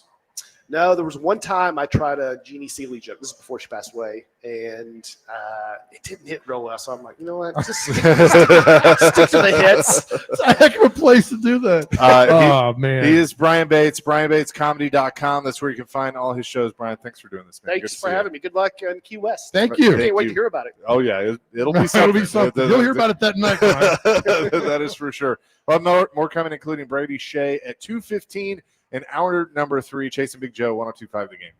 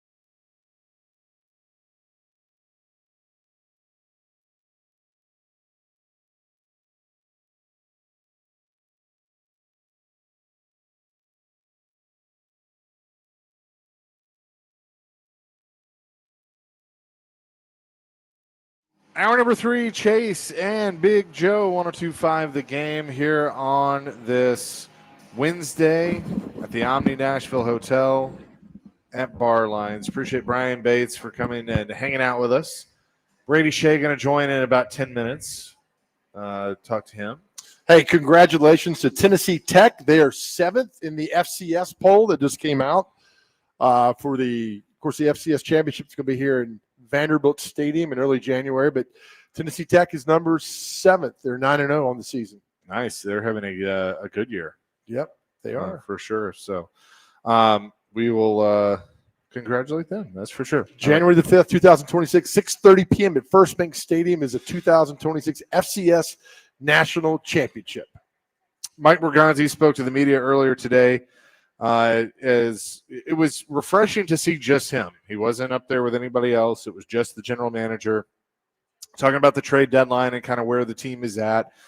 Went into a little bit of the coaching search as well. But, I will say, and I'm kind of seeing this from most people, that it was definitely the most refreshing press conference they've had in a while.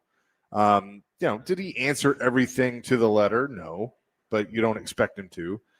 But he's definitely the most competent person they have on the football side of things over there. And the more I listen to him and see kind of some of the things that he's done, the more faith I do actually have in him as a general manager. So what stood out? What's the quote that stood out to you? I would say the one that really stood out was him answering the question about kind of the dynamic of things. And while he didn't, I guess, go into the full answer detail of this person is making the final decision, I think he gave more of an answer than anybody over there has been able to. Okay, that's pretty good. And I think, he talked about titles and all that stuff, but he talked about that, it's Chad, it's Borgonzi, and it's Amy. And that's the trio that talks about things. Okay. He talked about how the general manager and the head coach need to be aligned and they work very hard together.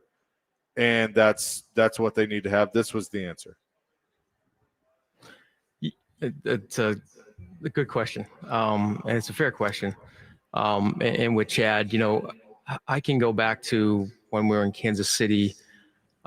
There was a few of us that were on that staff there that ended up being 2-14. I think that 2012 year. It was myself, Ryan Poles, Brant Tillis. Ryan Poles is a GM now. It's Bears. I'm here. Brant Tillis is a VP of operations with the Carolina Panthers. So what I'm trying to say is that, even though there's, we were losing at the time, there's still really good people in the organization. I get the question. I do. And Chad is invaluable to me. Chad hired me, Amy hired me to really construct the roster. That's what they hired me for. And they empowered me to do that. And what Chad does is, he has knowledge in scouting. He's got knowledge in the salary cap, strategy. Chad is really smart. And Chad supports me with all the decisions that I make. And it's no different in every other organization. You can say titles and who's above who. It's the same structure in every organization. You got the GM, you have your, VP of strategy cap, and then you get the head coach. And whatever title you want to give them, those are the three people that work together to make decisions. And there's no one person that if he's got the 53, I'm going to go rogue and just make a pick. But they empowered me to make those decisions here, to draft players, to sign players, to construct the roster. So fair question. I get it, Jared. But just to give you a little insight on that.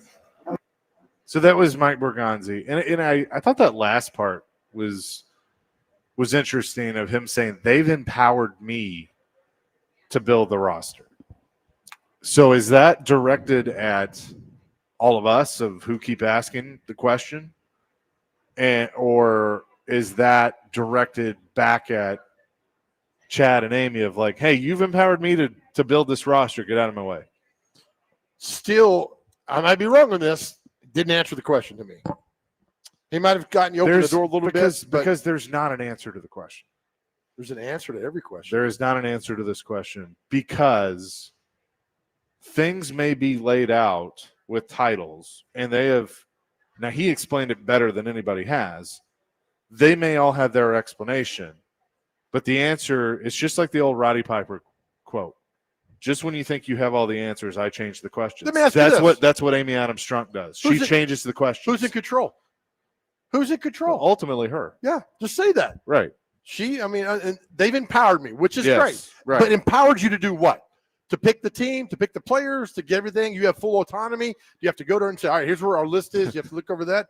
I mean, is that how it goes? It's not like that everywhere. Can you just see her standing up in a meeting and they're like, hey, man, we have this plan and now you're changing it. And she goes, just when you think you have all the answers, I change the questions. Just like Roddy Piper. It's just it's a bunch of hot air still getting over there. But do you agree that of all the people that have talked over there in the last 2 years, he seems the most intelligent? That's your question.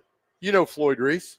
When he was general manager, who was in control? Floyd Reese. There was no questions. Yeah. We're still asking now who's in control. It's just kind of mind-numbing over there. And we see you don't who's answer not in any control of my questions, by the way. is 1 and 8. No, I'll answer all your questions, pal. Under a hot spotlight. You're like a lawyer. Did you rob that liquor store? Well, but did you? I don't know. No, you're right. Dr. Craig, remember we talked about how to get a line of questioning? What do you do when you're getting a line of questioning you don't like? Remember? You repeat the same question to them. Yeah. Where were you the other night? Where were you the other night? Did you know that girl? I don't know. Did you know her? And pretty soon they're like, this guy's psychotic. Let him off. So just repeat the question back. Dr. Crane, we've taught you well, man. I'm proud of you. Thank you. At least I retained some of the information. Here's the deal. There's no we. Right. But no, we have. We certainly have. So yeah, that's kind of my observations from what Borgonzi said, and I like him. I like him too. I think he's a football guy. Let him do football things. Yeah. 8586 says masterclass pivot. Yeah. That's it. Yeah. He is good at I will say this. Chad is not. He is good at pivoting. Very good. Yeah. You just keep talking, talk yourself into a circle. Finally, people stop recording. Yeah. And listening to you, and that's the answer you get. But yep. At least he spoke. Coming up next, it's been a crazy couple of overtime finishes for the Predators on Monday and Tuesday night. Brady Skjei, defenseman, will join us coming up next here on Chasing Big Joe, 102.5 The Game.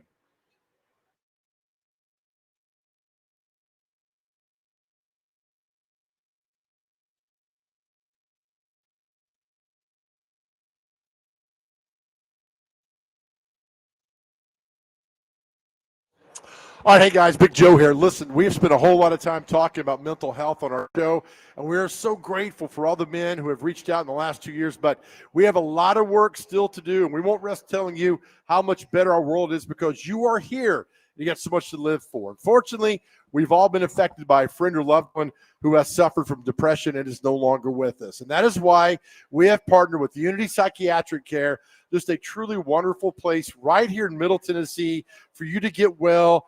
And it works. Just go to thegamenashville.com, click on the Chase and Big Joe show, and there you'll see a link to Unity Psychiatric Care. So many have reached out to us. Now we have a partner that cares about you. And listen, you don't have to go through any of this alone. It's private, it's confidential, and they offer telehealth. And yes, they're based right here in Middle Tennessee. Or you can call 1-888-508-8002, 1-888-508-8002. And if you have a loved one who needs to talk and you are worried, you could be that person that changes their world. Also, go to thegamenashville.com, click on the Chase and Big Joe tab, and you'll see all the information you need for Unity Psychiatric Care. Look, help is just around the corner. And once again, you don't have to go through any of this alone.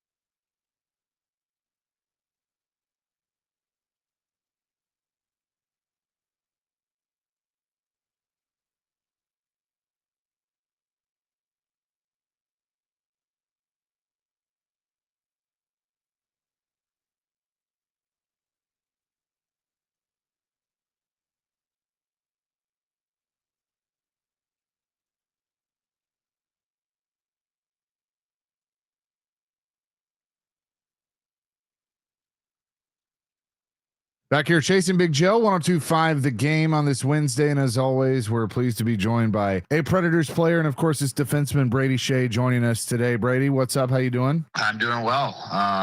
We got a nice little day off today, so just hanging out at home. Well, I'm glad you agreed to spend a little bit of it with me. We won't keep you too long, but I got to start with last night. I mean, you've had back-to-back crazy overtime finishes for your club. Yes, you'll take the point, but obviously wanted the win. But what was kind of your interpretation of how the game ended with the rule that it was, the net comes off the moorings and therefore they ruled that Minnesota was going to be awarded a goal? Yeah, I mean, it was a wild ending, to say the least. I've never seen that before in my hockey career. I don't know if the rules that in and out, like how that is considered a goal or how it's not. Obviously the net, I think our argument was like the net was off the moorings, and that's how the puck came back to him in the first place. We thought if the net was on where it's supposed to be, that puck would end up in the corner. So just a crazy ending to the game. I don't know. Obviously Toronto saw something, and obviously unfortunate for us, but nice to get obviously a point with Stammer scoring with less than a second left. So there's some good, but yeah, frustrating way to end for sure. Yeah, and with Stammer, obviously, he's struggled with the points and all that. How big was that? How excited were you guys for him to see him kind of break through? Yeah, it was awesome. I mean, he's one of the greatest goal scorers that NHL has ever seen. He's obviously we know he's gonna put pucks in the back of the net. It's been a little tough for him so far, just get on the score sheet, but he's playing well. Besides putting pucks in the net, but we know he's gonna get back to doing that, and he's just a great guy having our team with the leadership on and off the ice. So we're obviously thrilled to have him and love to see him score whenever he does. Brady Skjei is with us. Do you feel like you guys are starting to round the corner on how you should be playing, or are there still some things that you guys want to work on? Yeah, there's always things you want to work on. I thought last night was one of our better games of the year, if not maybe our best. I thought we controlled the game and, kind of dominated. Just had a ton of chances in all the periods. The second period for sure, we were, all over them, kind of playing in their zone the whole time, and it just was very connected and crisp. And I thought we played a great team game. It just obviously came up on the short end of it, but I think we can definitely build off of that. And if we play like that most nights, we're going to win. So I think we're playing better and better. And last night was definitely one of our better games of the year. Just unfortunately, we didn't come out with 2 points. A lot of people are going to bring this up, and I know it's obviously not an excuse, but with the schedule, everybody's dealing with it. It's condensed right now. How do you feel like you guys are handling that of having to play so many games in such a short amount of time? Yeah, it's a lot of hockey for sure. And I think we're doing a great job. Even last night, I thought we were our better games. We come off of a back-to-back where we got into Minnesota at about 2:15 in the morning, and then had a ton of energy for the game, which was awesome. And everyone's dealing with it, and it's a lot. But I think our coaching staff and our players have done a great job of trying to get as much rest as we can, and kind of knowing when to practice and when to rest, and try to give ourselves as much energy as we can for when the game starts. So I think we've done a good job of that, and yeah, it doesn't slow down here either. We got a lot more hockey in a short amount of time. Brady Skjei is with us here on the Chasing Big Joe show. So you'll play a couple of games at Bridgestone Arena, and then one with the Rangers, and then you're off to Sweden. I know a lot of people are asking Phil and how he's going to feel about going home, but how excited are you guys to get to go overseas and go to Sweden and play a couple of games against the Penguins? Yeah, super excited. Obviously it'll be very special for Phil being able to play in his home country. And I think we'll obviously enjoy that for him and want to play really hard for him because he's going to want to win, obviously. So yeah, we're super excited. Sweden's a beautiful country, and I've been lucky enough to be there a couple times, and I love staying there. So it'll be a ton of fun. Obviously, the main thing we're there is to win hockey games. So we'll against a good team in Pittsburgh. So it'll be a good test, but fun for the team to get over there, do a little team bonding, and kind of enjoy a different culture. I'm sure he has some things planned and knows where to take you guys. He should, at least. I think I haven't heard yet. Yeah, we have him, and then also Adam Wilsby he is actually from Stockholm, so I know he's got some spots as well. So we'll definitely be leaning on those two guys for dinner recommendations and things like that. Back to hockey, Nick Perbix, signs with the team. You've been playing alongside him quite a bit. Why has that worked? I feel like you guys are working really well together. Well, I think we've kind of read off each other really well. I think since training camp, we've started playing together and really haven't been apart since. So I think the familiarity is getting better and better. And he's just a great defenseman. I mean, overall, like all around, can play 200 feet, plays great defensively, and then can join the offense. So for me, he's just super easy to read off of, and we're trying our best to obviously play solid defense. And then when there's an opportunity to get involved in the offense, I think we both are capable of doing that. Well, Brady, I appreciate the time this morning. Enjoy the day off. Maybe don't think about hockey for the rest of the day. This will be your hockey for today, but enjoy the day. And thanks so much for doing this. Yes, of course. Thank you very much. Thanks for having me. That's Brady Skjei, Predators defenseman, joining us here on the program. And again, they are back at it tomorrow night against the Philadelphia Flyers. Max Hers will have the pregame show for you at 6. The puck drop with Pete Weber and Jay Moore at Bridgestone Arena just after 7 o'clock. We'll come back. We'll react to some of this and the crazy ending from last night. That's all I had. Chasing Big Joe, 102.5 The Game.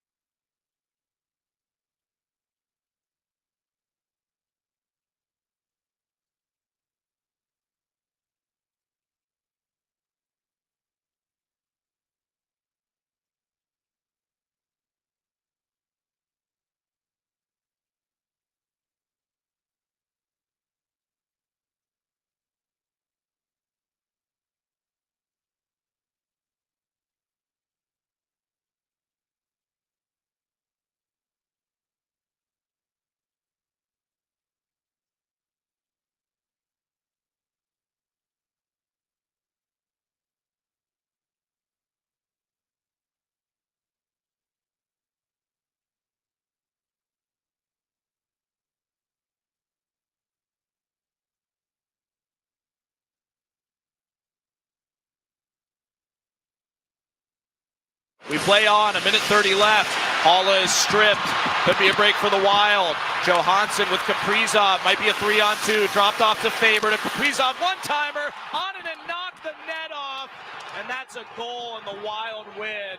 The Wild awarded a goal as Onanen kicked the net off. And the Preds will have a heavy dispute of this. That's how it sounded last night. Max Hers on the call. And the Predators lose in overtime to the Minnesota Wild, and it was definitely a controversial ending, depending on what side you're on. All right, explain. I thought when the goal came off the moorings, everything's dead. All right, so here's the deal: the NHL Situation Room upheld the goal because it felt that Justus Onanen caused the net to be displaced before a quote imminent scoring opportunity by Johansson, citing Rule 63.7. The rule reads, quote, in the event that a goalpost is displaced either deliberately or accidentally by a defending player prior to the puck crossing the goal line between the normal position of the goalpost, the referee may award a goal. In order to award a goal in this situation, the goalpost must have been displaced by the actions of a defending player. The attacking player must have an imminent scoring opportunity prior to the goalpost being displaced, and it must be determined that the puck would have entered the net between the normal position of the goalpost. It's at the discretion of the referee, and by the letter of the rule, it was the right call. However, I don't know how you can definitively say that the last part was in play, and that is it must be determined that the puck would have entered the net between the normal position of the goalpost. I don't know how you can definitively say that. So did they get it right? According to the letter of the rule, I guess yes, but it's a judgment call. It's a total judgment call. Okay. And, Andrew Brunette said, and I don't know if we actually have that, but the quote is, the explanation was that in the referee's opinion, it was a goal. I disagree with his opinion, but that's the way it is. So it could have gone either way because I saw it. I'm like, all right, that's not good. And look, it's one of those things that anybody that's associated with Nashville is going to disagree with it, and anyone associated with Minnesota is going to agree with it. That's because it's a judgment call rule. But by the rule you just told us, that's a good goal. Correct. Okay. According to the rule. I don't remember. Did the puck? I saw a report that the puck didn't get into the net. No, it didn't. And so basically they're saying that it would have. I believe that the reason that it kind of got deflected the way it was going to go was because the net came off. So it didn't even get in there. No, it never crossed the goal line. Okay. So it's going to be one of those rules that like hardly ever comes up. Well, now that it's come up, you best believe like Barry Trotz is probably going to bring it up at the GM meetings. Okay. So if there's an empty netter, can I run down the ice and knock the net off the mooring? No. No good. No. Because again, Onanen did it, and like goalies will use right. Goalies will and see again. That's what people are arguing. There are some that are arguing or saying that he did do it on purpose, and then others like Chris Mason's going to tell you, and I agree with Chris on this, that a goalie's going to use. They're using the post. And so, yeah, he's going to lean that way, to kind of give himself more leverage, and it came off. But could you argue that he did intentionally knock it off? You can, because it's a lot easier to knock it off the moorings than people think it is, because it's supposed to give. What would happen had he knocked it off and they weren't shooting the puck? Like they're circling the puck. Then they would blow it dead and face off. Now I guess they could technically call him for delay of game. Okay. But I don't know. I don't know for sure. This is a lot easier that way because it's all right. Yeah, but I mean, look, it is a weird thing. Yeah, I think I don't recall seeing a game in that way and ever. I just when they went to overtime, I was like, oh, because I always think they're going to lose in overtime because they usually do. Always break my heart. And then when I heard that, I was like, what? and then you go back and look, like the puck doesn't cross the line. That goal the goal comes way off, and it's like, what the hell's going on here? Yeah. So I mean, look, it was a bizarre way for it to end. Scott and Shelbyville adds, the net had come off twice in the game at least before, and Annanen was not out of position. It's not reasonable to say that it was imminent that the score would have happened. Misapplication of the rule. That's kind of how I agree with you, Scott. Like, I don't know that you can definitively say that a scoring opportunity was imminent. Like, it's okay. So here's more of a cut and dry thing. You just asked about an empty net. Net is empty. You have the puck. You break towards the net to score an empty net goal. I intentionally trip you. Why would you do that? To prevent you from scoring.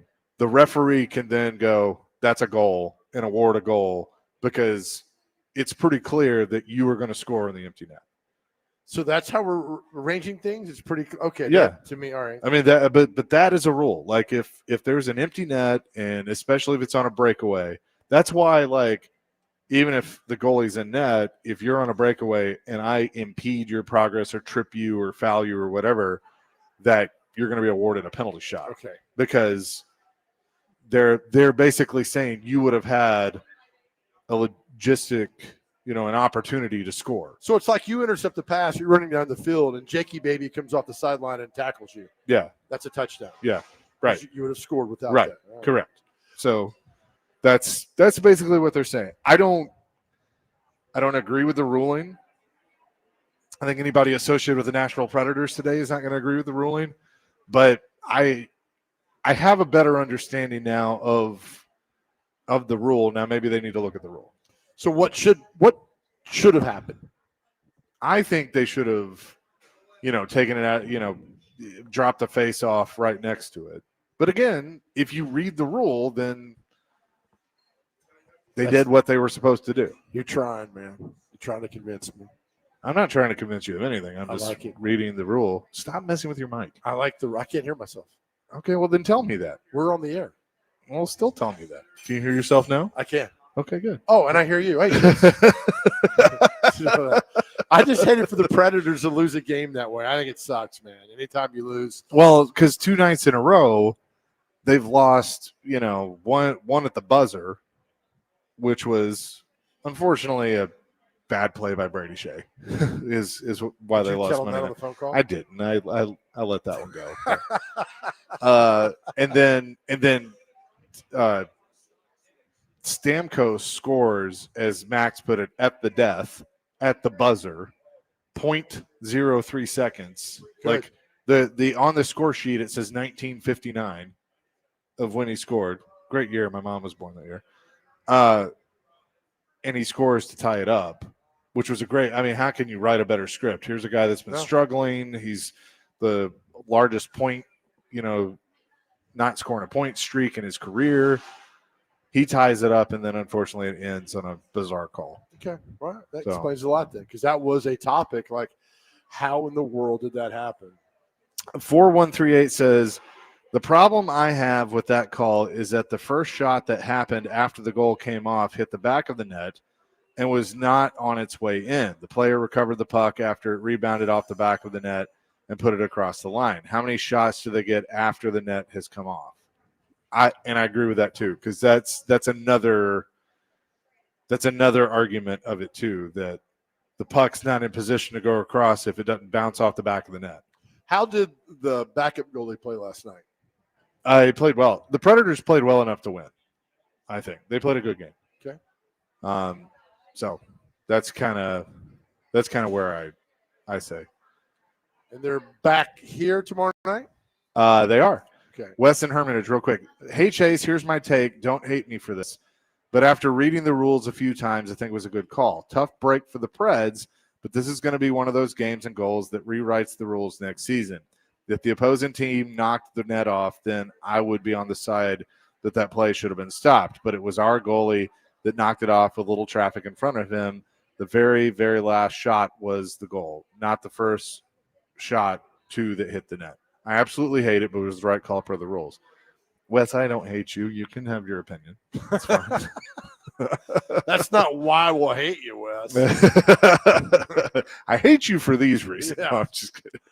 Thank you, Wes. So, yeah, I don't know. Look, it's a tough way to lose, but they're back at it tomorrow against Philadelphia, and then Saturday against the Stars, and then they head to New York for one against the Rangers Monday night, and then off to Sweden against the Penguins. I want you to keep, when you say Sweden, keep doing that. Mindful. Oh, man. We never get over there. You know, I never. Alabama.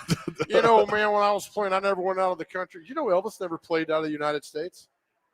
Did he not? Never once. Never played in Europe. Even when he was, where was he when he was in the Army? Germany. He wasn't, I mean, he was Elvis, but when he got out, he never Yeah. played over there. Yeah. Because Colonel Tom didn't have a passport. Colonel Tom was afraid that if he left America, he would get back in. Yeah. So, man, it looks like I'm going to be in Vegas for a while. Or Robert Goulet better shut his mouth. Do you know who Robert Goulet is? No. So Robert Goulet goes on TV in Las Vegas and starts dog talking Elvis. Yeah. No. It's a great Simpsons episode. He's like, oh, Elvis. Elvis pulls out a gun, shoots the TV. There's that. Doesn't Krusty shoot the TV? Yeah, he does. That's where that came from. Yeah. That's a good one. We're live at the Omni Nashville Hotel at Barlands. Coming up next, we'll wrap it up with what day is it? And celebrity birthdays. Chasing Big Joe, 102.5 The Game.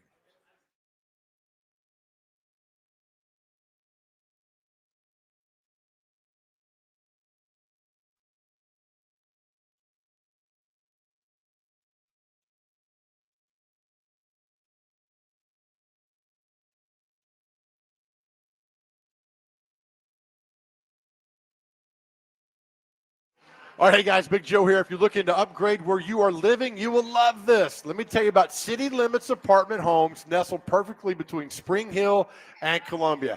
Wouldn't it be great to live in a place where modern sophistication meets unsurpassed features and resort amenities? Well, you can at City Limits Apartments, modern luxury living between Spring Hill and Columbia. Offering 1, 2, or 3 bedroom apartments, you will feel as if you're living at a resort. And my friends, you deserve that. The website, liveatcitylimits.com, liveatcitylimits.com for more. If you lease now, you get 2 months free. The amenities are on another incredible level, and I invite you to see for yourself because you will love it. Again, liveatcitylimits.com, nestled perfectly between Spring Hill and Columbia. City Limits apartment homes. Your job is stressful. Your life is stressful. Where you live should be perfect. City Limits apartments are perfect. The website again, liveatcitylimits.com.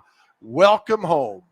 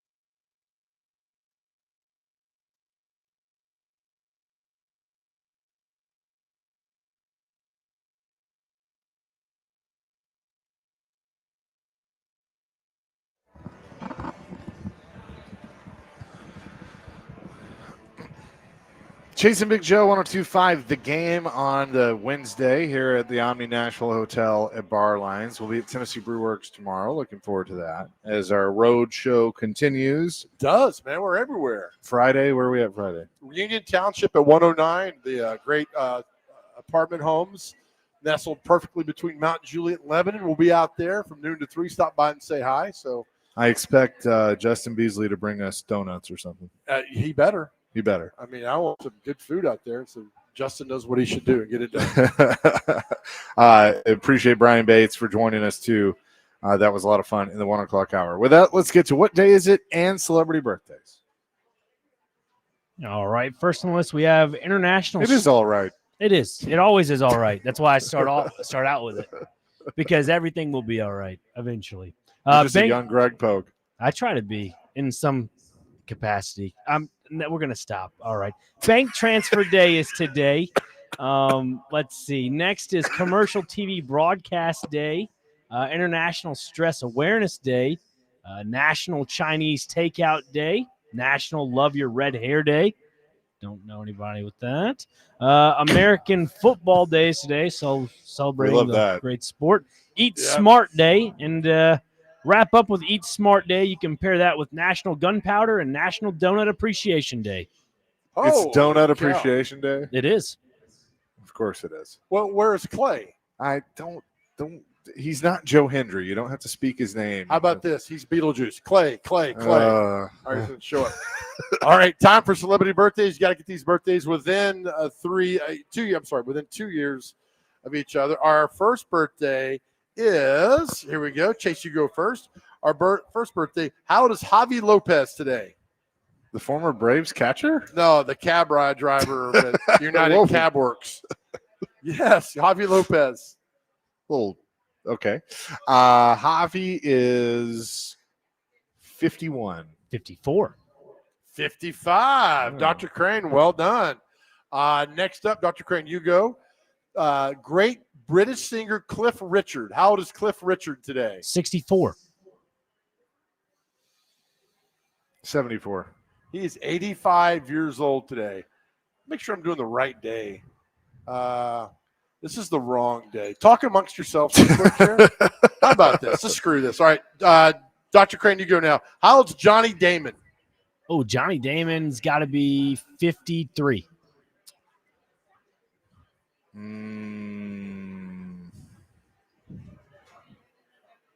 49. He is 52. Dr. Crane's up 2-0. Chase, you get to go now. One of our best friends in the entire world. How old is Jerry Stackhouse? Stack is 56. 48. He is 51. What'd you say, Chase? 56. All right, you're wrong. Thanks. All right. Dr. Crane, you get to I go usually now. am. How old is Bubba Watson? Bubba Watson, the golfer, is 53. Guy was taking her picture over there. That's a private eye. Probably he waved at me. Take a picture before you go to jail. like what in the world? Who'd you ask? Bubba Watson? Bubba Watson. 56. 47. Chase, you're up next. Former Titans catcher Nick Folk. How old is Nick Folk today?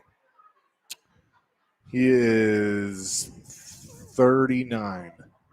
41. 41 exactly. I'm just not good this week. Folk right. Good job. All right, Dr. Crane, you're up 4-0. Odell Beckham. Odell Beckham is 33.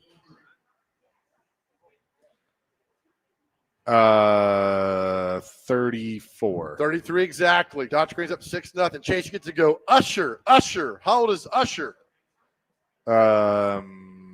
44. 50. 47. Dr. Crane, you get to go. Jay Farrow, former SNL, friend of the show. Jay Farrow. 39. 52. 38. Dr. Green's up 7-0. Hold on. We got a few more. Robert Patrick. We call him Officer Badass. He was the Terminator in Terminator 2. He's been in a few things too. When he in Die Hard 2. He was. Yeah. He Yeah. was one of the goons in Die Hard 2. I'm going to say he is 71. 73. 67. A guy who's playing across the street from us Friday night, Brian Adams. How old is Brian Adams? Chase, you go. How old is Brian Adams? 73. 62. 66. Am I on the board at all? You're not on the board. Yeah, I'm trying to give you some easy ones here to figure this out. All right. Chase, you have to go again. How old is actor Sam Rockwell? He was great in White Lotus. Sam Rockwell. Chase, you're down 7-0. Thanks. 48. 45. 47. I'm sorry, 57. So we're not getting out of it, so Chase gets one. Chase gets to go here. All right, you should get this. How old is Kevin Jonas for the Jonas Brothers? No, you're a big fan. 29. 40. 38. All right, Dr. Crane, you're up 8-0. We're not stopping this thing. Dr. Crane, how old is Art Garfunkel? Oh, boy. 63. Do you know who that is? Name's familiar. Isn't he a part of a band? Isn't that right? Yeah. Close. 77. 84. We're not done real quick yet. Good Lord. Chase, how old is actress Tatum O'Neal? What is she in? She was in Paper Moon. She used to be married to John McEnroe. 67. 72. 62. We'll give you one more here, I- Chase, before that we sign just- off. How old is singer-guitar player Ryan Adams? Remember when he had the meltdown at the Ryman years ago and somebody said, play some Brian Adams, and he walked off the stage? Who's the last one, Chase? I went and saw him a few years ago and left halfway through the show. It That was bad? so bad. I will say Ryan Adams is 42. 43.